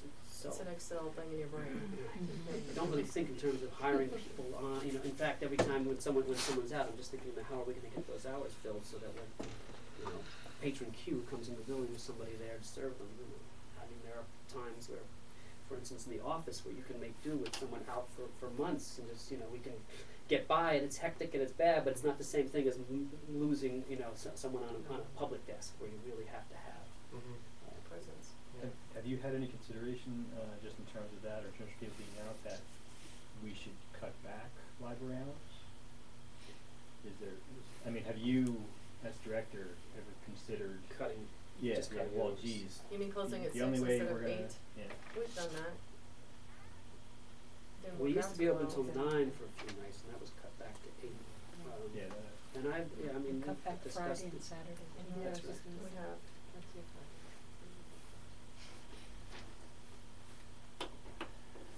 So, We're open roughly twice as many hours as we're required to be open. Yeah, but I think that's the Never compensate enough. for the State driving around decides, the block depending on the parking lot. population. Or the lack of services many Goshen hours has in have to general. be We're like it. minimum. Sure. Yeah, right. This is the place to go. But that just There's that nothing else to doesn't. do. Another That doesn't unfunded vary so on I'll make what- that motion yeah, to everybody wants to have It's a not hiring an freeze action until item. the end of this fiscal It's not year, June and then 30th, yeah. Is it a decision? Okay, so the No, it should be, because it's not on the agenda at all. so no motion on that? No, it can be a recommendation to Matt, Well, but it we should can make go a on the motion. agenda for saying the board can't make a motion at a public meeting. an without- action item should be presented on the If you agenda know in before advance, but it's- you certainly can take action as a board member at a public Okay, if you meeting. say so. Absolutely. I make the motion that we have a hiring freeze until June 30th of this current fiscal year. Seconded. All in favor? I just want to make one point not in during the discussion period.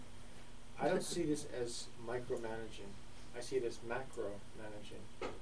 We're not saying who gets hired, who doesn't get hired. We're not saying who works at which place.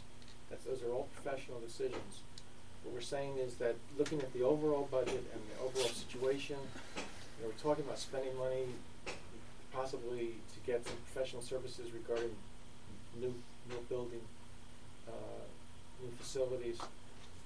Given the uncertainty of the financial situation, I think it's a prudent step, but I don't see it at all as micromanaging. I think that's not what this is about. How is it different formally restricting in this manner versus restricting based on budget? I mean, if you are fixing the budget at a 0% increase, and because the state's retirement fund has increased by $50,000, we know that we've cut the salaries by the amount of one of the part-time employees talking about. Is there a difference between doing it in that manner and not having any money to bring on somebody anyway? And I'm not sure why we're doing this, because we have the funds. We do have the funds. Not going to lose the funds, okay, between now and the end of our fiscal year. So, what are we saying here? So we're presenting a zero increase budget. What I think we're saying is that we want to take a very careful look at adding any staff, before we add staff. We're What- talking about an item that represents 80% of our total expenses. Right. Well, we're talking about It is an 13,000, aren't we? important, Isn't it this is an important particular one? item. It doesn't take anything away from Matt. He's still a boss. We're just saying you just can't go out and hire anybody else. Run your library with what you've got. Yeah, That's what we're don't saying. agree. I don't agree. We have somebody in charge that we do watch. We set up the rules. We set up the budget. We do monitor this. But now we're saying, you know what? We're not quite sure. Even though we set the Nobody budget said up, that. I don't know. I just don't feel good about it. That's just me. Mm-hmm. Okay, I'm That's not fine. gonna. It's I'm not gonna vote for it. Yeah, That's all. That's fine. That's fine. Yeah. Well, Trying. yeah, and that's, Yeah. but that is part of, that's my question though, is how is it different, from saying you can't have the money to hire somebody? It's policy. Yeah, it's, that is I understand difference. the It's semantics of policy. it, but what I'm asking is how is the end result different? Might not be different, but it's just we're now putting it as a policy. It's the difference between telling your kids we can't afford a dog and no, you can't have a dog. You know, the dog dies, we're not getting another one, we'll discuss it first. You know, that kind of a thing. It's a really, I'm sorry, it's a terrible analogy, but it's 9 o'clock at night and I'm losing steam. So this is what I came up with. So, you know, it's just one of those things where you either, we can't afford it or we're not going to. We're gonna decide whether or not we can afford it. We're gonna discuss it first before we make the decision. That's really, it's a putting a brakes on. It's just another step in the hiring process. Well, It's- we're effectively saying we're not gonna hire anybody. We're Because effectively he's saying we're already not gonna discussed hire it. anybody and He's he already says, brought it up. No. What we're saying is a hiring freeze is Matt can't just do it on his own. That's what the hiring freeze means. If Matt desperately needs somebody, he comes to the board and says, I desperately need to replace this person. And then the board goes, all right, go ahead. We'll unfreeze it for that instance. That's what the hiring process, am I understanding you correctly? That's what we're putting in place. And do we have to have a board meeting for that? We're having a board meeting right now to No, make in this other words, decision. if No, something yes, happens, I think yeah. we would, yeah. If something happened tomorrow, he'd have to wait Right, a month. he'd have to fill it in No. with part-timers We have before we special get meeting. again. Or if it's really bad, we have a work session and make a can we do that? Not a work 72 session, hours. we'd have to have a 72. special meeting We'd with a have to have a quorum. special meeting, there you go. Okay, so the motion is to have a hiring freeze until the end of our fiscal year, which is June 30th, 2011. Yes. The motion was Jim, we had a second by Frank. All in favor? Aye. 2, 3, all opposed? Abstain? And so did the motion carry because I lost No. my time? Didn't. This is a Right. first. It's Oh my three God. to three. 3 in favor, 3 There's opposed. three And one It's abstains. tied, All right, and so I'm gonna. somebody It's defeated. It's defeated, ties lose, Motion's Robert's defeated. rules. Okay. It's good discussion. There you go. Yeah. Okay, next item. Citizens Citizens the first time for everything. Now you're up. Yes, now you're up. Judy, Citizen advisory I'm board. not talking That's real kind of quick. So, I bring 2 sets of comments after the Healy Building walkthrough. One's for me and one is from Laura Engel. They were the only people that responded to my email out, so. Okay. But Your we're name, just- introduce yourself? Oh, Your name? sure. Sure. My name is Raheli Harper. I am new to town and new to the Library Advisory Committee. And so I walked through the Healy Building. It was like 2 or 3 weeks ago. And yeah, is that all? Okay. Okay. So, your findings, please. Okay, so this is Laura's. Fortunately for you guys, we have different opinions, so you'll get to hear both sides. Laura said, while it was exciting to tour the Healy Building, envisioning possibilities, my initial reaction, along with several others, that evening was that the facility was too large and the outbuildings a liability. The space would be better served as a grocery store. I doubt that the voters would approve a referendum despite the reasonable purchase price. I applaud the board for its due diligence. Many agree that the best location for a new library is on the Salesian property. I propose a smaller building designed to accept an addition should the need and monies become available. There would be plenty of parking and outdoor space for programming.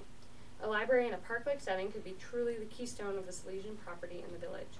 To truly imagine the possibilities, take a trip to Saratoga with its stellar park in town, bordered by a magnificent library and featuring a separate historical society. That's from Laura. And my thoughts, I had lots of ideas after walking through, although you've all been discussing how to rein in all the costs. I just was throwing out lots of ideas. So I thought that the Healy building would make a wonderful library. There's space for growth so that the library wouldn't have to move again or suffer with cramped quarters. And then the library can expand within the building in phases if necessary. In the main building, there's ample room to include many separate areas, including the main library space, media technology space, archives, office space, meeting rooms, and loud gathering areas, like in the lobby for spontaneous chats, student or volunteer-run cafe, used bookstore, and then gallery for historic or art exhibits. And then as far as technology, they could incorporate a computer lab in classrooms, a video studio that students and adults could reserve, charging stations for people who bring their own computers. And I think that this was really important when I was imagining that space, just the new spaces for technology, because at this point, people are creating their own information and their own content, not just coming to the library to consume it, but the library could also be part of the creation. So as students are going to be working on more video projects, I mean, we're creating content right now, so could incorporate that in the new space. The back building would make a wonderful children's library with storytelling area, rooms for children to move without disturbing adults, easy access for mothers with strollers because it's right off the parking lot. Other possibilities for that backspace include community meeting spaces, community meeting rooms, which could include or be available for private classes, Boy Scouts, homeschoolers, music lessons or band practice, book club meetings, private events, and public lectures, both during day and nighttime hours. A simple kitchen in there. There is already a bathroom, so you could hook up a simple kitchen, which would allow people to serve refreshments or heat dishes brought from home. That separate building, is that the middle building? The pole barn? The pole barn, no, the one in between. Okay. That was Brick- the old brick brick foundry. foundry. That building could be used as back office storage or storage for larger book sales. I mean, that could certainly be expanded much later down the road. I was thinking it could also be another community space, including classrooms. I mean, we could have art classes, even, and I've seen this done elsewhere, though I'm not sure if done in conjunction with the library, a teen lounge that would be open to teens, like a safe space where teens could gather like a club. They could have bands perform, some place that doesn't have alcohol, and give teens a safe place to gather on the weekends. And then it would still be separate from the library, so no noise or problems. Or it could be a separate historical society building, housing archives, offices, and galleries. Other pluses, the ample parking and outdoor space, including a covered area, and that's the pole barn, which could be used as is for concerts, volunteer student-run cafe, in the summertime, outdoor movie screenings, book-themed events, or if it would be torn down, one idea that's kind of going a different direction, fill it with organic soil, and you have a place for a community garden, or just a grassy playground and outdoor seating. And in terms of the location, there's certainly plenty of traffic, but it's closer to the highways, and you don't have to drive around so many times to find a spot, and also it would be taking away some traffic from a difficult spot and moving it to a spot where it's not as hard to cross the road. There's already sidewalks on both sides of the road. It's a smaller road, so it's easier for children to cross, and the speed limit's already 30 miles per hour. And also it would be beautiful to have the library and historical society and historic building. And I personally don't think that anyone else who's going to buy it is going to preserve it in the way that the library and historical society would. So, so those are my ideas. Great, thank you. Good.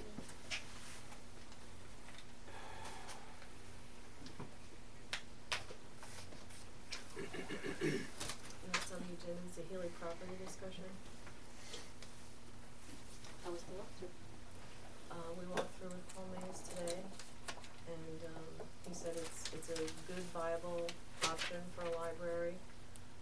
He said some of the same comments that she did about the historical value of it, maintaining the look of Goshen, obviously the parking, the location is fine, the sidewalks that could be added in the front since they're on that side and by the bagel shop, plethora room, storage, and the third floor for the attic. The only thing he said was to make sure they had fiber optic cables on 207 or Greenwich Avenue, so that the high-speed cable and whatnot would be accessible there. RCL's requirement. And it's an RCLS requirement, but he thought that he was encouraged, I guess, by the building, and what it could potentially be for a library. So, yeah.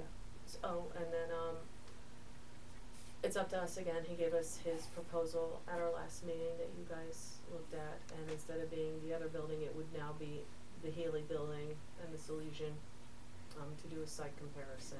And the fee would be the same. And the fee would be on About $1,000 more. it's about $1,300 more. For the healing? Yeah, because it's got a lot more space to look at with buildings outside, a lot more parking to look at. It's not just a shell, so him and his assistant would have to go in there. He actually went up and looked into the ceilings today. He looked to see, I guess, their space requirements, and to see. He really did a nice job for his time. He's asking 2.4.5 million. Really, Yeah. And how much would it cost to build our own library on Salesian? that's what the site comparison that I need your approval to pay Paul to do. Don't we actually kind of know that already? If we look at the the report we received Well, with the not- market value, Well, not really, because we're gonna downplay. It's about a 10 or 12,000 square foot building there, right? so that we have phases. We also have to take into consideration how much parking we would need, because there is a, 50 parking per, I forget what he said. There is a requirement of how many parking you need for the size of the building, so that would also have to be accounted for. Cost, Well, I'm Um, just and if we're gonna do geothermal, I mean, we're looking at all these things. If Right. we're gonna go over there and build, I think we're gonna do due diligence or grants for, it'll be costly up front for geothermal, solar, this sort of thing. Sure. But in 12 years from now, we will not have a fossil fuel bill. yeah. So, I mean, all of these things. But I just, just kicking off this one calculation, we know a finished, per square cost of 184, right? Per square foot? Per square foot. We're thinking maybe 12,000 square feet, right? Yeah. Which is I suppose. 2.2 million. Okay, but that Right. doesn't, but that's not finished with like electrical and Well, no, that is finished. that's everything. Finished building. I- That's what we got. We paid for this appraisal of Ray's building, and that's the figure we used to Yeah, but that's a to shell, decide it's already upon. there. No, this is the cost. He said it would cost us, somebody, to build a building. That's the average cost, 184 per square foot. You do the math, 12,000, but 184 is 2.2 million. So it's pretty simple stuff. Simple, but it doesn't include a parking lot or landscaping or lights to light the parking lot or geothermal, that sort of thing. So that would be included in that cost. Yeah, it's just off the cuff, it's even less than Elevators, what if we Paul do a is second asking floor, I'm for not sure his- if that was a first or second floor. Huh? I don't know if that was first or second It doesn't say. floor, It just- that would definitely take into account. So, well, So- I mean, you have to tell me what you wanna do, but those are what the Yeah, options well, are. This right is now, the and that's time what to Paul talk said. about that, right? Mm-hmm. Can, I'm sorry? when you're done, when people are done, I would like to talk more about it. Nope, go ahead, that way we have all thoughts on the table Okay. before we. I don't like it, and this is why. Because Don't You don't like like what? the Healy building. Okay. Okay? Because, you know, the number one reason is people are not going to vote it up. They're going to vote it down. They're going to say, why do we need an automobile garage? Why do we need all that property? Why do we need all those buildings there? Is it in a good location? I don't think so. It's the busiest road we have going into Goshen, right off of 17 and 17A. You know, the cost was one thing, but you know, if you do the calculation, it's really not going to save us much money. Well, you know what? You have to think about all the construction we have to do at the Healy site to turn it into something that we could use. You know, he's asking for $2.45 million. It's got to take what? $500,000, another $1 million to convert it, to, you know, take out the walls and put in the things we were looking for. So, you know, I don't think cost is actually a good driver in this case. I can help your argument. Not that I agree with you, but you asked the question what it would cost to do what has to be done. There's a lot that has to be done that you never even think of when you're not in the field. For example, you have to have an elevator that goes up to the 3rd floor, even though the public only has access to the 2nd floor. If you don't do that, then the staff can't use the 3rd floor. The stairs have to be redone and. The stairs that are there, the new stairs that are there have to, they don't meet the requirements for public space stairs, public building stairs. And it comes in around, the total package comes in around $6 million by the time you're done. With buying it and doing the work. Now what you have when you're done is a spectacular 15,000 square foot library with really nice parking, aesthetically pleasing parking lot with some greenery. Two outbuildings and the potential to sell off the acreage in the And front. That's so, but the point is, it's up to around $6 million. It's not around the figure that you had mentioned. right. Well, that's off of their, you know, this sheet we received. Again, I don't think people are going to vote for it. The other reason, and I've had people come up to me, and I know others have also. People don't want to take this off the tax rolls. This is the last large property that's on the tax rolls. And, you know, there is hope by some people that we will have a grocery store here in Goshen. And What, do you know something? Forget Foley. Do you know something on the inside? Is that what you're inferring here? Is No, that why the, no. Because you used to like Healy, No. so I'm wondering if you know I somebody know, that knows no, somebody you know, that it knows just, somebody. I thought more about it, okay? And I've had people approach me on it. You know, if we take it off the tax rolls, yeah, we're gonna have an increased library budget, and people are gonna have to deal with an increased, you know, village, you know, budget. Okay, but Right. we They're got gonna 5 pay acres for to more. put back I on was the just tax gonna rolls say in that. the This village is of 3 Goshen as acres well. in the village of Goshen that we'd be using for the library and 5 acres that we'd be selling, and not including this building that we'd be selling. See, that's the other So- point. These two things would be going back on the tax roll. That's the other point. You know, is Paul having an easy time selling this property? No. It's what, a couple of years now? It's a bad market. We're not in the real estate market. We're not. You know, for people to say, or to hear from us that, well, we're going to sell the other parts of this property, and maybe we'll make some money, I don't know. They're going to say, are you crazy? I think You're not you real wrong estate there, though. agents. He That said- wouldn't be for a No, long I believe time. that that's been on the market for 13 months now. Yeah, it hasn't been a long And time. the first 9 months, and almost immediately, he got locked into a contract. And the debt As soon behind as is he sold. put it on the Which is market. why we looked Yeah. at the Q building first. And the because he was Bagel already- property is sold as far as I know. Well, Right, the I have no property faith between in our being able to sell that property anytime Well, soon. that's These are my separate. opinions. Well, that's, It's, fine. you know, you mean the additional property on Healy? Right. I mean, that's irrelevant. We wouldn't do that for, I would be sitting on the beach in Fiji when that comes up, that if that ever gets sold. What do I you mean, mean? that's a No, people- long time down the it's a road. reason that people are going to say, you can't just buy property thinking you're going to sell it. Well, that's, Buy it because you're going to use it. well, we will, but if in 35 years from now, we decide that we have a plethora of space and we don't need it and the market is jamming and somebody wants to give us an exorbitant amount of money to put something there that's viable, then it's an option, a very small, long-term option. It's not anything that would be happening in my lifetime. I understand, but it's an option that people are gonna latch on to, saying, nah, I don't feel good about this one, I'm gonna vote this one down. Okay, but they So- they Yes, but voted that's our their 0% decision, isn't it? increase Yes, down it last is. year too. Right. I know. So, Right, so what I'm saying is for you to sit here and make decisions for the public. Not decisions, So my here's opinion. here's Okay, what I'd that's like fine. the board Throwing to these tell me. things out I here. still think Okay. that we should let people decide So on it. here's Well, what I you need can from vote the no. board. Healy site comparison with Salesian. Do we pay for the contract to have it done? Regardless of what we all think that the public wants about the buildings, Do we have to do them together? We don't have Do we have to do Healy and Salesian? No. Can't we just ask for Salesian first and see what that gets us? That would be the base. That's what we compare it to. How much would it cost to build on Salesian? The property we already own. How much would it cost to build the building that we think would work best For now. for our Phase patrons? one. Right. So that would be the base to compare other buildings to. Well, so that's what I need for you to tell me, what you want Paul Mix to do in his contract. If we're moving forward at He gave all. us Oh, a you're so number. quiet, Keith. No, go ahead. I mean, all I'm saying is because if we don't make a decision on anything, then we're back to where we No. always have How, been. how much did he want us? That's the reason. Like Right. $4,400? Yeah. Less than 5,000. Yes. That's cute, For the Salesian. solution is there. So if we were to, Just hire him. It's 44, all this alright. down here. So if we were to simply take the first step of spending the 4,400 to get an estimate on, what's the size of the building he talks about, what solution, does he give us a He size? doesn't. Well, we'll tell him. Good It's supposed to deal. be one that's comparable To Q.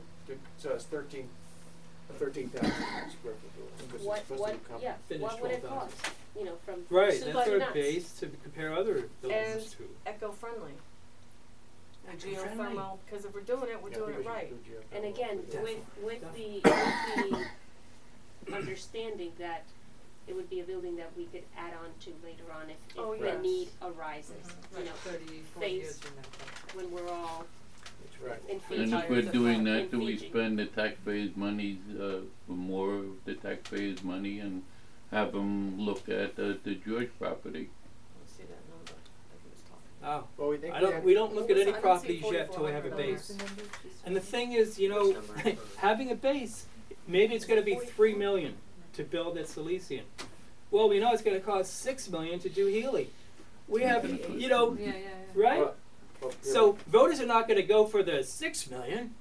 But you can't, you're not gonna, we were gonna build a 20,000 square foot library out there, it was around 20 million. Right. We're not gonna get For 3 a new million dollars, library believe for 3 me. million out there, it's gonna be probably in the neighborhood of 10 million or something. This is why if I don't we- know. Right, if but we, see, if we we spend can- We this need four Mr. Bates thousand to and tell that's us what he this. tells us, Yeah. then we know know. it's a moot issue because I think The- But the $20 million unless library Goshen is wants to a spend $10 million or whatever it comes up with to keep it on Salesian, that's their prerogative. God bless them. But at least we're doing due diligence, so I know it's 10 million on Salesian.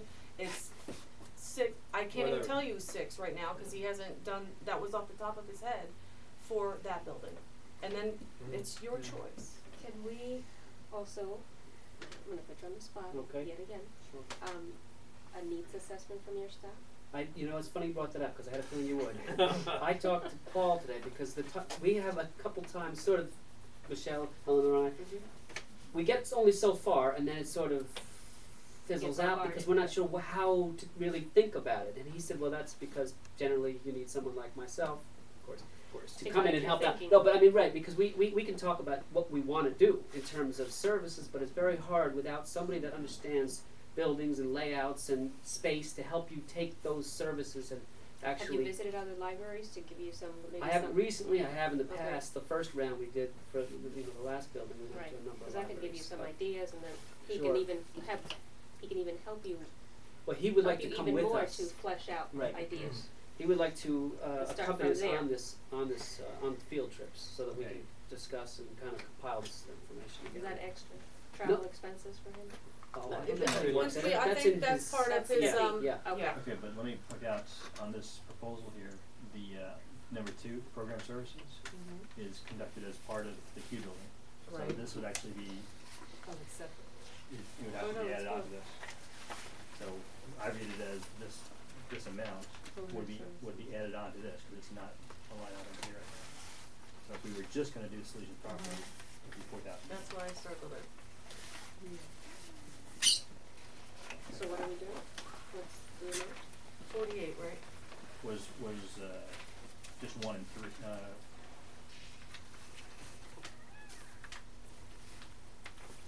So this is site existing Oh, services. see, he's got it as if it's, we're doing all of it, Right, but Right, we're not. right. but we're not, so it would be another 4,000 for that, Yeah, and there would be and on top then it of would that. be this.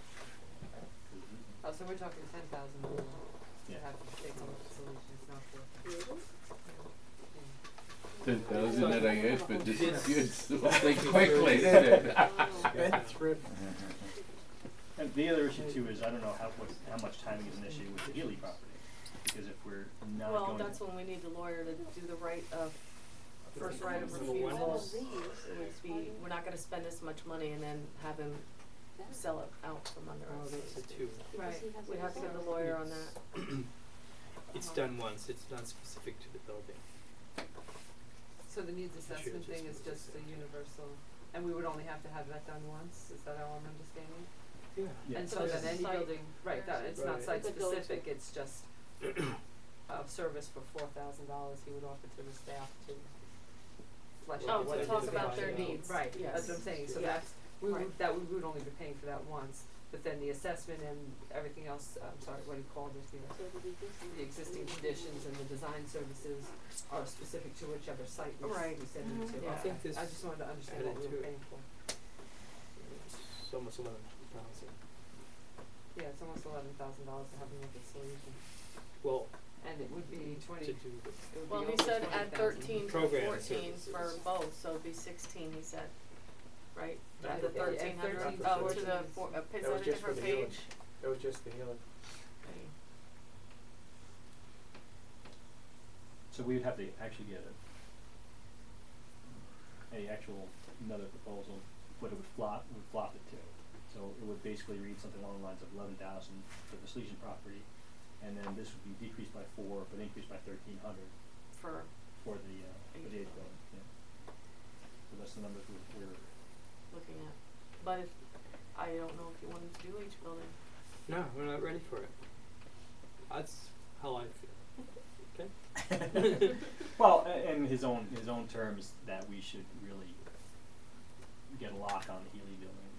Right, we shouldn't right of spend first money on refusal. it, right, unless we're going to not pursue it, but we Yeah. can't spend money on a building and have contingency. someone else buy it out from Right. under us, so we Right. have to have some kind of, I mean, if we're gonna right, spend the right of 11, first refusal, I like that, if that's what we wanna do. yeah, if we're gonna spend 11,000 on Salesian because we need to, because that's gonna be our benchmark, then so be it.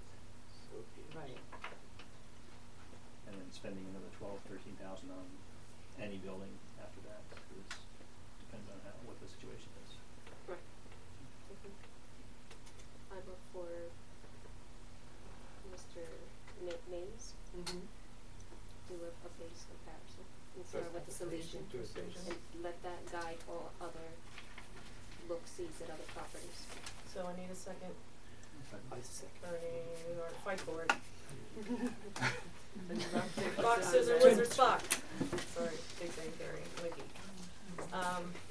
Okay, all in Pick up favor? a motion to hire Aye. all names. Before we, Just just do in the Salesian. discussion the of the solution. motion, what does this mean in regard to Healy? Healy is, we're gonna tell Healy, we're waiting until we get the results of this, study at a Salesian? Well, I don't know if we necessarily need to say that, but I think we need to tell Paul Healy that we need to, first now we need to find a lawyer, cause our current lawyer already represents him, so that's a big So we need conflict. to Right. have a So I lawyer. think what we'll have to do is tell Paul Healy that we're searching for a lawyer, that's versed in this, and that, that lawyer's gonna tell us what we should do before we spend as much money, right of refusal, there's terms, and then we can come back and see what we do in a month. But to be completely transparent and open about it, the board has not made any decision in the direction of Healy. What we're doing is we're trying to get a base in our minds of what it costs to build on our property that we currently have, which is probably going to take several months. So Healy, nothing's going to happen with Healy until the spring. That's in regard to even signing an agreement with Paul.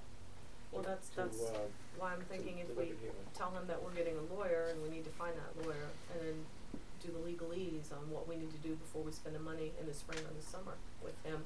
In the meantime, we're gonna do a site evaluation on our Salesian property. And until then, we're a year for a bond issue request. We're a year away from asking for Yep. our populace for February. approval.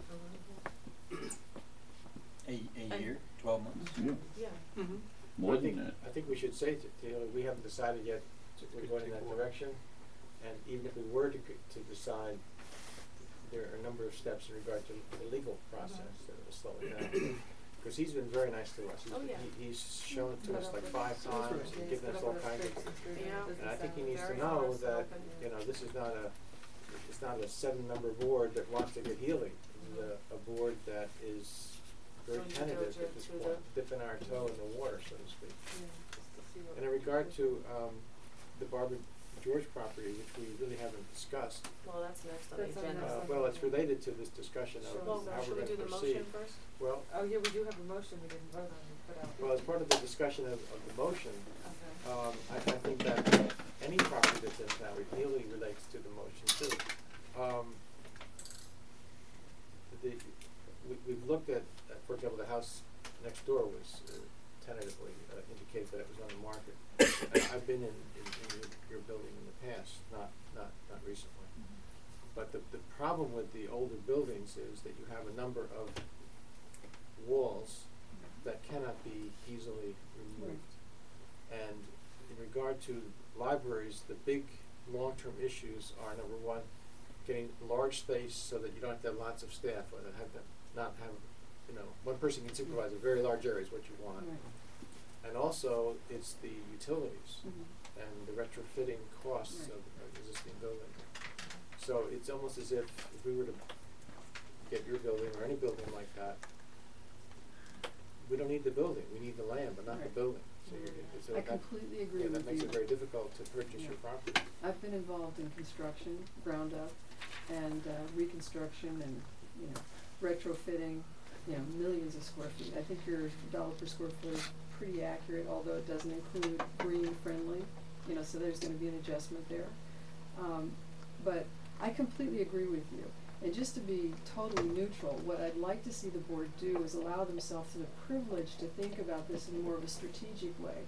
And think about open land as a possibility, new construction, there are grants available for green-friendly buildings. There are other opportunities that I'd like you guys to look at. The front of our property is what I'm talking about. The Historical Society, I thought, would be well housed in the Anthony Dobbins Stagecoach Inn because of its historic significance. So I thought it made perfect sense that way. And the front of it could be all new construction, and that's where you can put up this library that could be exquisite. But the people- And if you think about the location, if you just look at Goshen and the foot traffic, okay, and where are you servicing the most people? Where are the schools? If you just did a bullseye of where is the population, where are they coming from? I don't think Healy is your location. I like the building, you know, but I think it's better a grocery store, you know, but it seems like you aren't allowing yourselves the privilege to think about this more objectively and say, you know what, if we could do anything, where would we want to be, and what's our bullseye, and go out from there. You know? Probably the Salesian, cause we already Well, own yeah, it, I was just gonna and say. the people are Yeah. gonna have a fit if we move down I 2 or 3 blocks to your property and not I agree go with you, and I think Salesian. that's why you need to do this as a strategy. I don't know what it's gonna be like to do the site plan improvements that need to be done there. So I don't know what you're gonna end up with when you compare it to this property, which is right there by the county building and the village hall and all the other infrastructural supports that you have. So I just, you know, look at it, use it as your, you know, your litmus test, because I agree, people are gonna question you, why wouldn't you look at that? It's crazy not to look at that, but you look at How it big and is then see. how big is the land? If you take draw a line from, let's say, 30 feet from that building toward the street, 'cause we Mhm. wouldn't want that building. The Historical Society is marginal in regard to our budget. The cost of buying that for the Historical Society and maintaining it and You don't heating have it to. and lighting it, You can subdivide the property. what I'm trying to say is that we wouldn't even wanna subdivide, we would just wanna buy, the only thing that would be of interest to us would be the land that's on the front. Right. We're talking about what, I an agree with acre, you. acre I and a agree half? with you. How big is It's the not land? big How enough big for is the us. land? No, well, it is big enough. It's 3 acres. Well, you've got 600 feet going this way and 300 What's the feet frontage? frontage. It's, 300 feet? well, do you have the site plan? No. Okay. Do you? And I think if Uh, you, 'cause once you get, It's once you cut out the building. 233, I'd say, 233 across the front. See, I don't see the value of buying another piece of land in the village, a stone's throw from a 5-acre lot that we already own. And purchasing your property would include demolishing buildings and doing things that we don't have to do on the 5 acres that we already have. So when we looked at this the last time, it didn't seem like it seems like very nice, lovely, but not really what we need.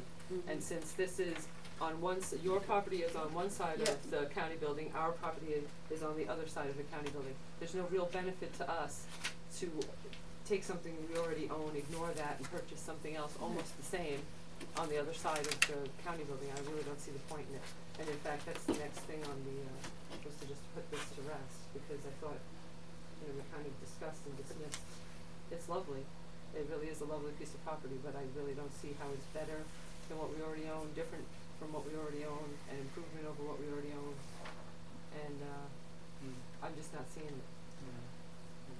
Does that show the position of the house on the lot?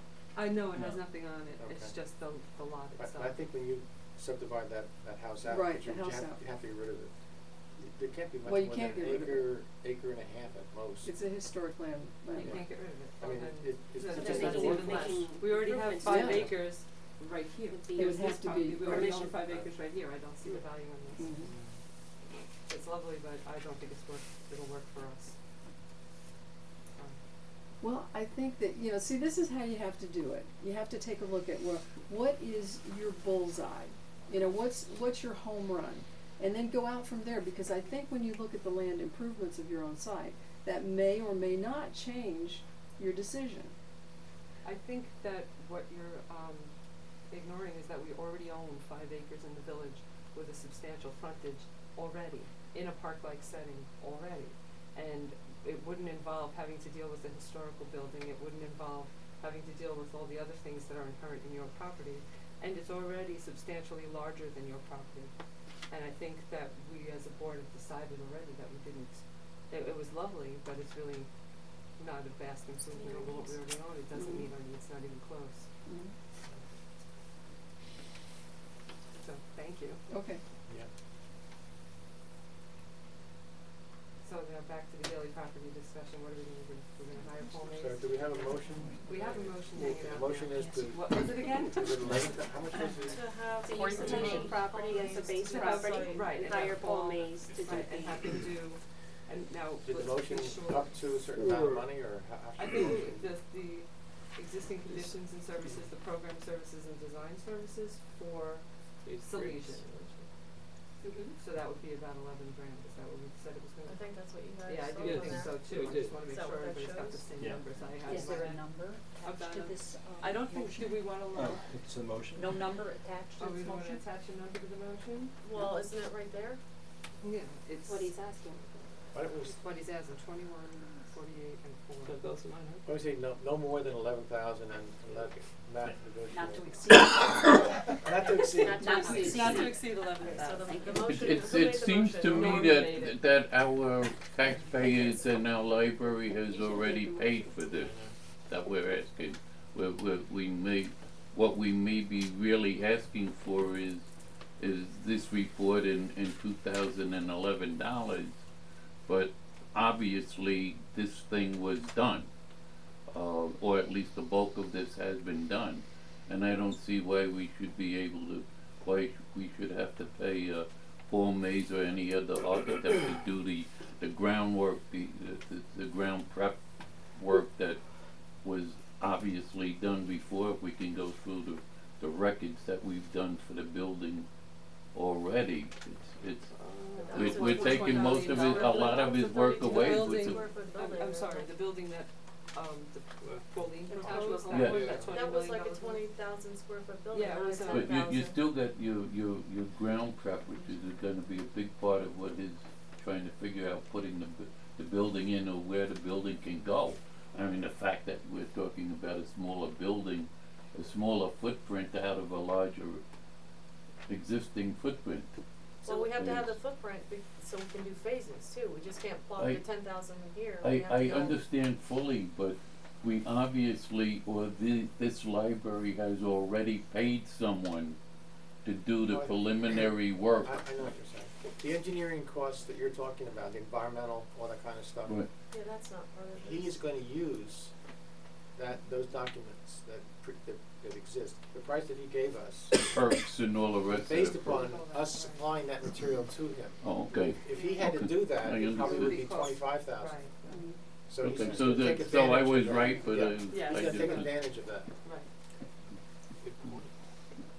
Okay, so, end of discussion, the motion on the table made by Norma Yes, that's. is to have Paul Mays do the site, we'll call it comparison, on this Legion property. No, It's not a comparison. A It's site Site study, evaluation, Yeah. on this Legion for, I don't know if he has the square foot in there or whatever. But I think we said it was gonna be comparable with Q, so maybe 12,000 square feet, Mhm. Yeah. not to exceed $11,000. Do I have a second? I think. Keith, all in favor? All opposed? Motion carries. is there a chance I could make a statement Yes. on the vote? My instincts were to vote no, and yet I felt that we have to do this.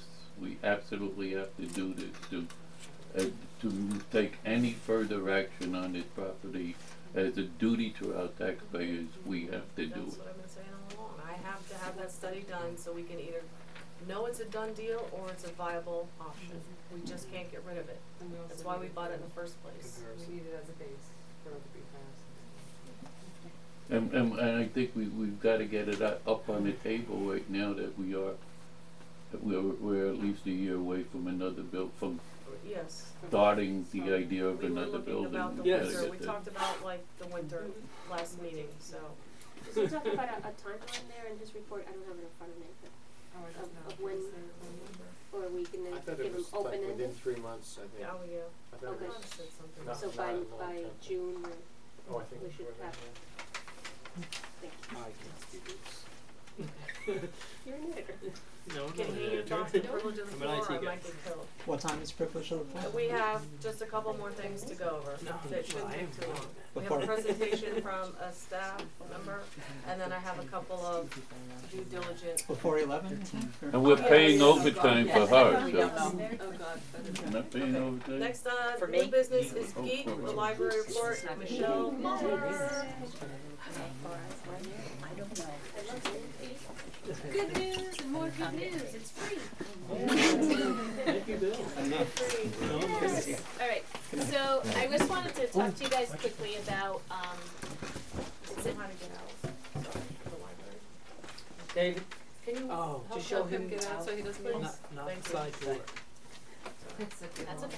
I was gonna say, I have my keys if he needs the keys, do you think he's not gonna? I don't want him to have It's to walk open as anyway. far as he doesn't have to walk. I know, just don't want, I have my keys, if I needed my keys, that's on my desk. Anyway, so anyway, what I did was, I went to a presentation that was run through the Wallkill, Public Library. Mary Lou Callahan is the director over there, and, she was made aware of this. Basically, it is a national library advocacy campaign. And so she brought, anybody who wanted to come find out more about it to her library and to discuss this. There's a lot of library directors there. Robert Hupsher was also there. And basically what it is the Bill and Melinda Gates Foundation has sponsored and funded a library for OCLC, which is the National Library System. They started asking the question,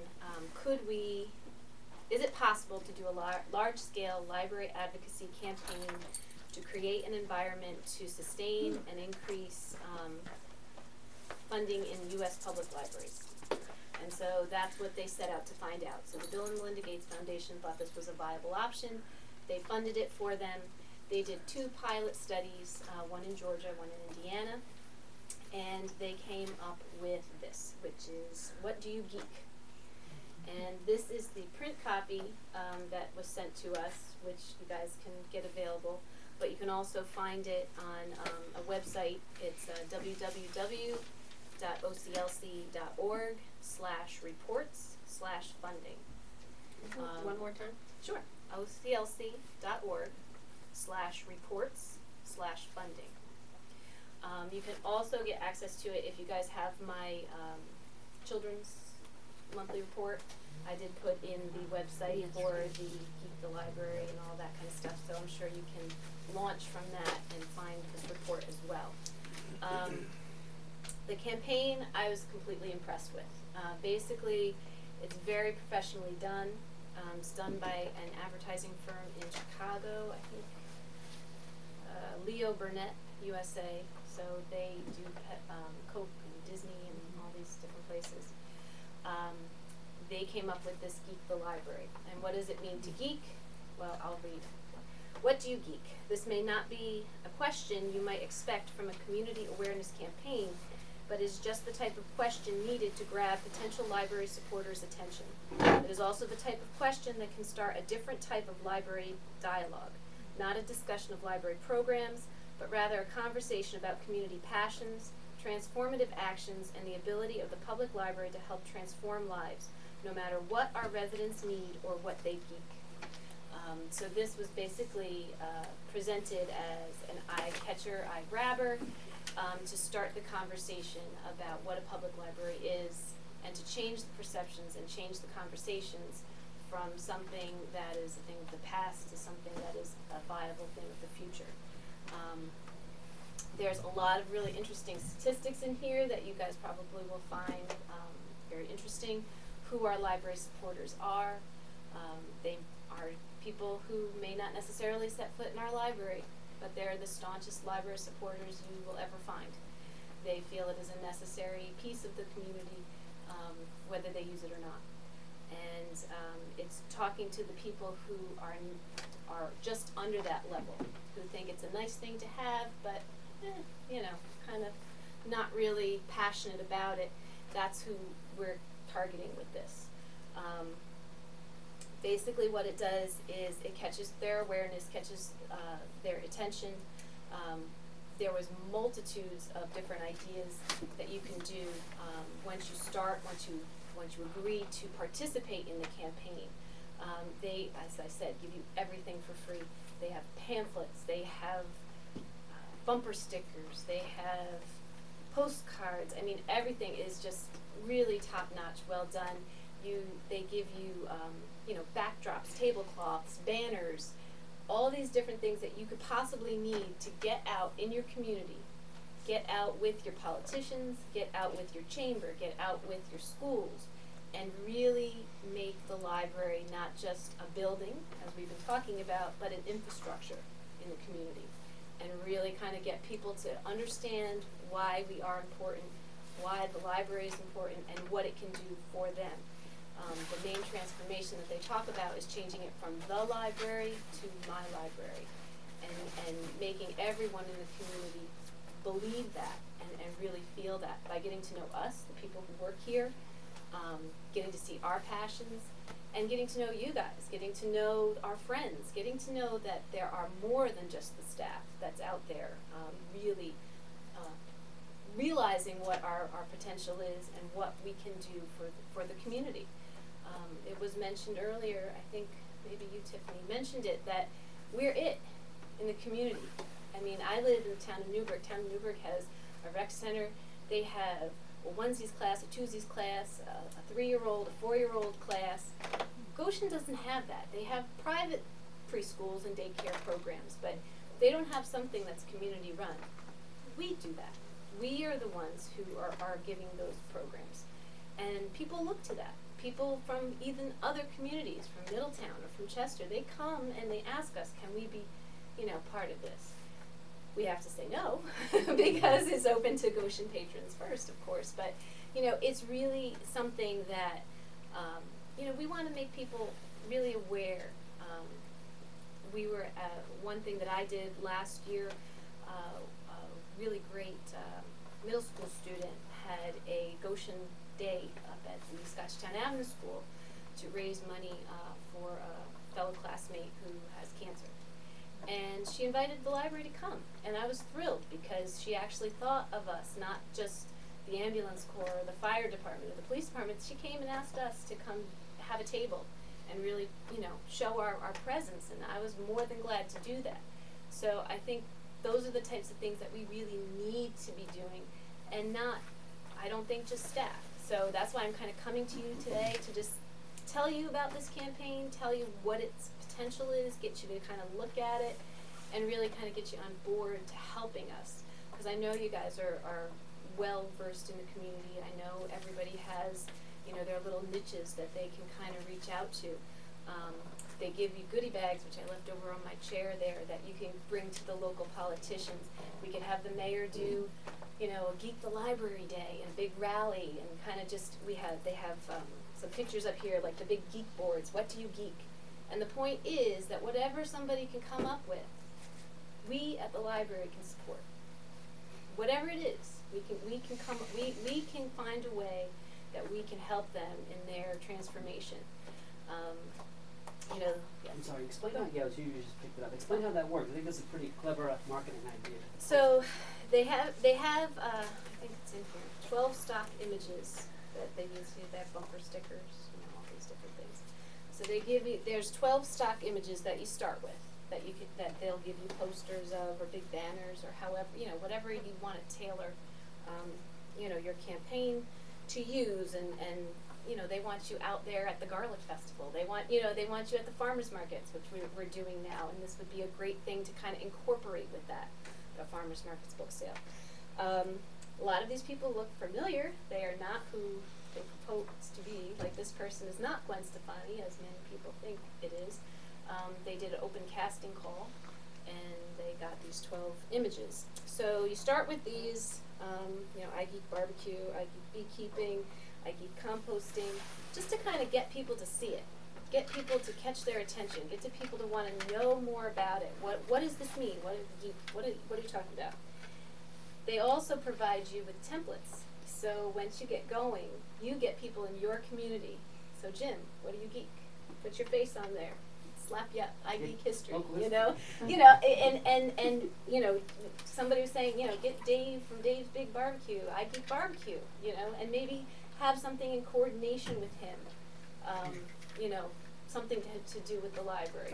Come in and show your your library card, and I don't know, get a free wing. I don't know, something. But you know what I mean? Like, just something that you can do with and make yourself a very integral part of your community, and make associate the library with those movers and shakers in your community, to get them to kind of see how we can help, how we are vital to them, just like they're vital to us. And they provide form letters, right? They provide form letters. They provide we have an OCLC person who would be our campaign manager with us. They would help us decide how long we are going to run the campaign based on our community size. They had wild success. After the pilot program, they did a follow-up study where they did cold calling in the area and found how many people had actually seen the ads, recognized the ads, basic brand recognition.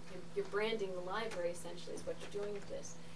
And it was 68%, which they said when a major company comes out with a new product, they're happy if they get 25% recognition. So, they really had something with this in the two areas, the pilot areas that they did. Now, Mary Lou's meeting was the first meeting in New York.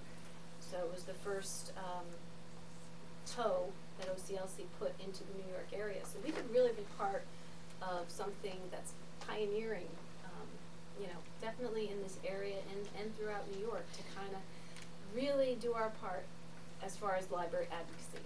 I mean, I see it as what a better way to kind of just change our image, you know, really reinvigorate ourselves, really, you know, reinvigorate the whole community, just kind of bring everybody together as we can, and change it from a place of information to a place of transformation, to an institution, like I said, to an infrastructure, something that's nice to have, to a necessity, something that, you know, maybe people feel is part of the past, to how can it be part of my future.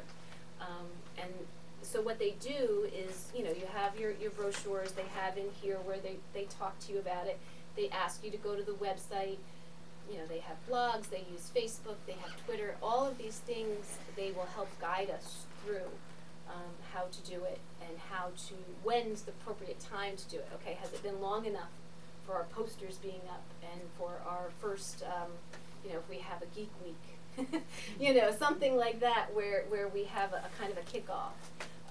You know, from there to when should our first, you know, if we would like to do a letter to the editor, when should that go in? And they have a ghostwriter that will help us write at OCLC. They have already advertising that's already in place that we can use for free. If we do not get it donated, you know, that would be the only cost that we would have to incur, is if we wanted to pay to have something in the newspaper. But they said that they've had libraries not use that at all and still be quite successful. There's, you know, videos that David could put on the website, you know, there's all different kinds of ways that we can kind of really get out there. And the nice thing is you can marry this with almost any library campaign or program in-house that we have. So I could pair this with summer reading, no problem. Summer reading is One World, Many Stories this summer. So I mean, we could, you know, geek the world. I mean, you know, you can really have, you know, so many different possibilities. Like I said, with the Geek Board, everybody signing what they geek and then talking about that, making posters, having the teens tend to really latch on to this too. So they really kind of enjoy doing the photography bit, you know, or making the posters, and they have blogs. It's really kind of endless. It's as much or as little as we want to do. I say we go for it, because I really think in the climate and the community that we have, I really think we need some kind of shot in the arm, to say the very least. And like I said, it's extremely professionally done. It's you know, it doesn't look like something that we printed off our printer. Not that, you know, not that what we do is bad, because I do a lot of my signage and everything like that. I mean, I'm proud of that as well. But, you know, to have something that really is that shiny, glossy, hey, look at us kind of thing, I really think that, you know, that's something that we could do. And so I guess really why I'm here is kind of introduce it to you, encourage you to look at the website, encourage you to sign up so you get notices from the website, because it is quite an interesting thing that they've done. Take a look at the pilot study. It has all of their research in here. All of the statistics are in here as well. And basically support us. You know, just be kind of ready and willing to lend a hand if we need you. Matt also has they gave us a PowerPoint presentation that we saw when we were at the meeting. He has it on a USB, so if anybody wants to take a look at that, that's available too. And I think it'll grab you, because it grabbed us, and everybody who was there at the meeting really got excited about it. There may be something that happens system-wide, because Rob Hupsher was there, so he may take it upon himself to coordinate it.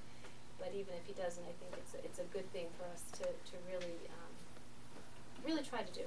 I know he's enthusiastic about it, but I'm sure there'll be something from the system, you know, try to coordinate libraries. It's just something that I think is overdue, and I think just something cool to look at. Yes? Does our name appear on any of the paraphernalia? Everything that we get, we can customize. So yes, we can put Goshen Public Library on here, we can put our website on here. They do ask, when we agree to do it, there are a few restrictions as far as how we can use the images. Of course, we can't one library got in trouble because they used iGeek Star Wars, and Star Wars is a copyrighted thing, so they couldn't use that on the poster, you know, that they were going to put out. You know, so those types of things, you know, are there because it is part of the, you know, the Bill and Melinda Gates Foundation and the OCLC, but it is 100% made to go in coordination with your specific library. They want you to marry it with your advertising. They want you to put, you know, your newsletter with their image, you know, together. They want it to go together. Cool. Yeah. Very nice. All right. Okay. Thank you. Like I said, I just wanted to give that to you, and I can leave that here if anybody wants to take that home with them and peruse it. That's fine. And if you have any questions, you can always email me. Thank you. Thank you a lot.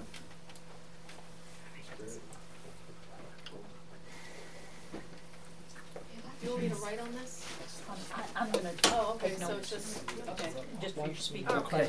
Next item on the agenda is we have to go through all the, motions and accepting of the clerk of the board, the election date, the budget, the yearly things, housekeeping. The first one I took Is the budget. from our minutes already. Oh, so I don't have to do it? I have resolved that the budget draft with the 0% increase be presented to the Goshen taxpayers for the operation of the Goshen Public Library for the fiscal year 2011-12. Motion was presented by Jim and seconded by Ellen Mary with a 6-0 and 1 abstinence, which was Bernie. That's what I've recorded. Okay. Next one is the election date, April 13th. Resolved that the annual election for the Board of Trustees and budget vote shall be held on April 13th, 2011. I need a motion. I'll make that motion. Ellen, second. Norma, all in favor? Aye. Opposed? Motion carries. Clerk of the election. Resolved that Carol Cullen, clerk of the board, be appointed clerk of the election for the April 13th, 2011 vote. I need a motion. Keith, as he yawns. Second, Frank. All in favor? Opposed? Motion carries. Thank you. Chairman of the election. This is the person that has to go there at 6:45 and over the polls. I've done it a million times. I can do it again if nobody else wants to do it. Anybody? Bueller? Anyone? Please. I do that in school all the time. The kids look at me like I'm on crack. I'm like, all right, you're a little too young, but it's a movie. Watch it. I know. Chairman. Okay, so resolve that Tiffany Milladantry be appointed chairman of the election for the April 13th, 2011 vote. Could you put me as an alternate? Frank is an alternate. Please. Addendum. Okay, thank you. In case I forget to get up. Well, Motion. last year we had to go to an alternate. Yeah. Originally it was Esther, Esther, right? Oh. and then some business reasons, and stepped in. Okay, so motion on that, please. I'll make that. Ellen, second. Norma, all in favor? Aye. Opposed? Motion carries. Thank you. Oh, that was All right. easy. That was it? Privilege of the floor. Well, you have other. I do? Frank. Do you got What's Early on it was mentioned by Don about, well, actually you actually brought it up about so long I can stay here. sound in Bill recordings. Markowitz called me. Yes. Well, why don't we just authorize the purchase of whatever is necessary, which is not going to cost that much What are money. we talking about? Getting It's a a- microphone. $200? No, Not not even even, that. no. No. You can get like $35. Yeah. less than $50 thing to put somewhere over here so it amplifies our. Okay. Yeah. Yeah, we should. have Sound that. system. We don't even have to get ourselves involved in that. No, you No, don't. Okay. not for that Our amount. archgeek So is go ahead gathered and in get the, whatever- architect, I'm sorry. David, whatever thing you think you might need to amplify our wonderful voices, Okay. stick it to the ceiling, whatever, to Yeah. make sure that everyone hears us loud and clear. Can we talk? Sure. Okay. Do I have permission? I actually have a decent microphone at home. It's about $100 microphone. If you'd be interested in me trying that out for Well, one I meeting. don't know what's the depreciation value of such said item. I might have to I note don't that know. on my CD. It's only a year old, but it will pick up sound very, very, very clear. Is it big, and very obtrusive, small? No, it's about the size of his coffee cup. Well, that's a large That's one. all right. Is that one of the little mic, snowball? No, No? but it is a condenser mic, so Is it a wireless? no. 'Cause But we the have cable wireless. is long enough. They have wireless. Wireless mics True. might be, what would a wireless mic cost? I don't know, but I can research it for you. $35. Because I think if we can get something wireless, because there are other venues where we might need it. Pass it around too. Okay. We'll do like that. I'm not thinking of something, a hand mic, I think it's you can just put out there on the table and Yeah. pick up. It looks like Yeah, but we don't wanna Darth have to Vader. get something for that's gonna cost us having us to have to buy a whole new Oh. Mhm. computer for David. Conjunction with David, that. David will do the research. Yeah, Yeah. we'll make sure Yeah, it works wireless with mics what We we just don't have. want it to, you know. Because I mean, you Somebody can brought have a up new an computer, but insurance. not just for It's that. about $200-300 or more because of you have a If only the we're that transmitter easy. and the receiver both to resolve both everyone's sides, issues and it's that gotta be easy. on a private channel. Yeah. I think we better just start out with a, let's Just do what it's it a is. USB. It's a USB Yeah. mic. You Okay, got, so yeah. you're gonna So- research a wireless USB compatible thingy with that so that everyone can hear and we us. could Yeah. try, if that's several, if it's too expensive, then there's some issues with static and stuff, maybe we should just try. So this. what is the price we want him to compare Mhm. wireless microphones? Less than $100? Yes. Sure. That's your task. Okay. I should so think we should give them a little leeway from that to pay taxes. No, we don't What, pay 8.5% taxes. on $108. They have to pay $108. $108.25. And he's Okay. got a budget. He's got a budget for this 25, stuff isn't it? anyhow. 8.25? Alright, that's. We don't have to micromanage that. This way everyone can hear Eight and us, eight. so that's, But let me, hopefully they just can one still thing that's see us related too. to that, sorry, did David mention, or did you guys already cover this, that part of the problem is occasionally when he's trying to stream it live, we have blackouts. That would not be a problem if we could just record it directly to the hard drive and upload it afterwards. Yeah. But I don't know if that would make people crazy. I You think see, it would, they not wanna having see it it live. live. I don't think they wanna That's see my it live. fear. Nobody Well, wants I to think see it's it they live. wanna see it intact. Because Yeah. they don't Yeah. watch Because the the chances Yeah. of having board it intact are meetings much intact. better. There's if you other do it. meetings tonight. Right. You that's- look at that the aren't quality watched. of How what fast can you Neil get and it Joel on? posts. what do How you mean? fast can you have Compare it posted after our meeting? next day? Oh. That's Yeah, reasonable. it's like next Yeah, day. I think that's Yeah. reasonable. Alright, Yeah, that's so for the reasonable. quality. Do it That would make it Don't super. do Yeah. live That anymore? would assure the Don't do quality. live anymore. And Oh, alright, we'll sorry. see how that goes. This will be a test Okay. Yeah. because we'll see. So do The mic. so I'll research the mic. Do Yeah. you want me to still try out my mic or just do away with that idea? Yes. You're gonna He was Try it supposed out? to lend his mic to us, he's saying. To try it out so this way you guys could see how the quality of a mic like that would work. Yeah, sure. For one meeting, that's I okay? don't know. Yeah, that sounds good. We'll Bring try it in Okay. just in Okay. case. I don't know. And Maybe you'll find something in your research that's Right. $108 or Yep. less. And go directly to the hard drive. Yep. And Okay. okay. Cool. And then in Alright, terms of being able to be seen, do you want to put the He can just move it to the middle laptop if to he center has to. again? Mhm. Alright, so we won't be live for future reference to Goshen, but it will be posted the next day in its full entirety without any blackouts. You're gonna have to come to the meetings to see us live. Exactly. Wow. I mean, you can't please everyone, so you gotta do what you can do, and Well, it'll we're warm trying up. to do the best I'm we can. not saying They really, for really the snow want and the ice. Yeah, Let don't them have to- come. Okay. Well, while we're on that subject, Madam Chairman, I think we've mentioned it to Matt before, that group, New Goshen, whatever their name is, that sends out the town and village reports, and they try to link up with our link. They have a link to us, Right. Mm-hmm. and we do not We do. mention on it. We don't mention it. At least when I checked it this morning, there's no mention in our homepage that we have. Well, under community resources, it's listed. It's Oh, just, it's okay. listed, their name is listed with, you know, a few, the chamber, and it says Okay. Goshen I info. didn't go that far. Yeah. I'm sorry. That's all right, yeah, but it's there, let me Because make sure. they had asked Yeah, to 'cause be we did, have it reciprocal, and I said, yo, Sure. as part of our job, we're in the business of community Tell and them to information. click on community resources and it should be there. So we've got them all covered. Good. Mhm. Nice job. Thank you, sir. Okay, real fast on other, I just wanna remind everyone that the St. Patrick's Day Parade is March 13th, so if anybody from the board is marching, I know last year some of the staff did. It was just, you know, it shows whatever, that we're out there. I march with the Girl Scouts every year, so I'm just throwing it out there, yes.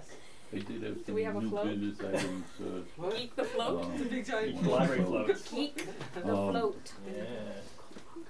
term of I'm out of offices. town. We have, I checked the bylaws again, and I could not find a true definition of our term of offices. I spoke to you on via email that, our standard practices seem to be that we have an election and someone who was not running for re-election just didn't bother showing up at any more board meetings after the election, and that the person who was elected started on the next board meeting after the election. I feel that we should have a set term, and I think our term should be in line with our fiscal year or the year in which we. So whoever gets elected in the spring, their first Has to meeting is stay in till July? June. Yes, Okay. I feel that we should have a What is this? I term. thought that was the way. Our bylaws don't term say- should begin. I thought that it's not official in the bylaws. I thought that is how it worked, and you're saying it's not I officially could anywhere. not find that in the So you wanna bylaws. make it an official thing in the bylaws? And I thought that we should have something, Okay. I mean, I think we have the leeway as a board that if someone chooses not to run for an election or for whatever reason, and then after the election decides not to come back, which is fine also, someone does not wanna be a lame duck, say. Right. We have the right as a board to appoint the person who won, who's gonna walk into that seat Right, so this is on more- July 1st, to that unexpired, Right, but it's not officially their seat until after the first part. right, and I Right, think yeah. that we need We something need that written, definitive so we there. wanna do that for the next board meeting I then? have it So- on Lynn's notes for Carol. So we're Okay, so talking, it's they would get voted into office in April. April Mhm. and have to wait 3 months Well, to you get be a voted voting as member? president in November and you don't get to be president until January, so You I can don't come see to a the problem with meetings, But You you're not a come here. voting It's the member, same but thing you with were, school you were board. voted Yeah, it's into the school office. board, and that's how it Same works thing in a with lot of school boards. places. So The Yeah. election, they months, you can't wouldn't have be able to vote. there's always an Seems overlap. 3 months is a pretty Well, long it's only time. two, It's it'd not be really, May it's and two June. months. It's May and Two June you meetings. wouldn't be here. May And- June. and I thought April you said doesn't July. count. No, no, No, no. no. June July thirtieth is their ends first our month. fiscal year. July 1st. It would be the July first is July first. meeting that we have, so So July First July 7th or meeting would whatever. be there first. So it would be May and June, they would About be 2.5 here, but not voting. That's what the. Alright, that sounds good, we'll do that for the So next time. he has Okay. that for Carol to look at and put it under new business and we'll vote at next meeting if that's okay. and as a And write something preamble, up for the policy handbook, thank you. as a preamble to the other item that I wanted to bring up, I have no intentions of missing any board meetings, but I would like to bring up to our board that my suggestion of earlier this year, as an official suggestion, that we be allowed to, as board members, attend the meetings by Skypes.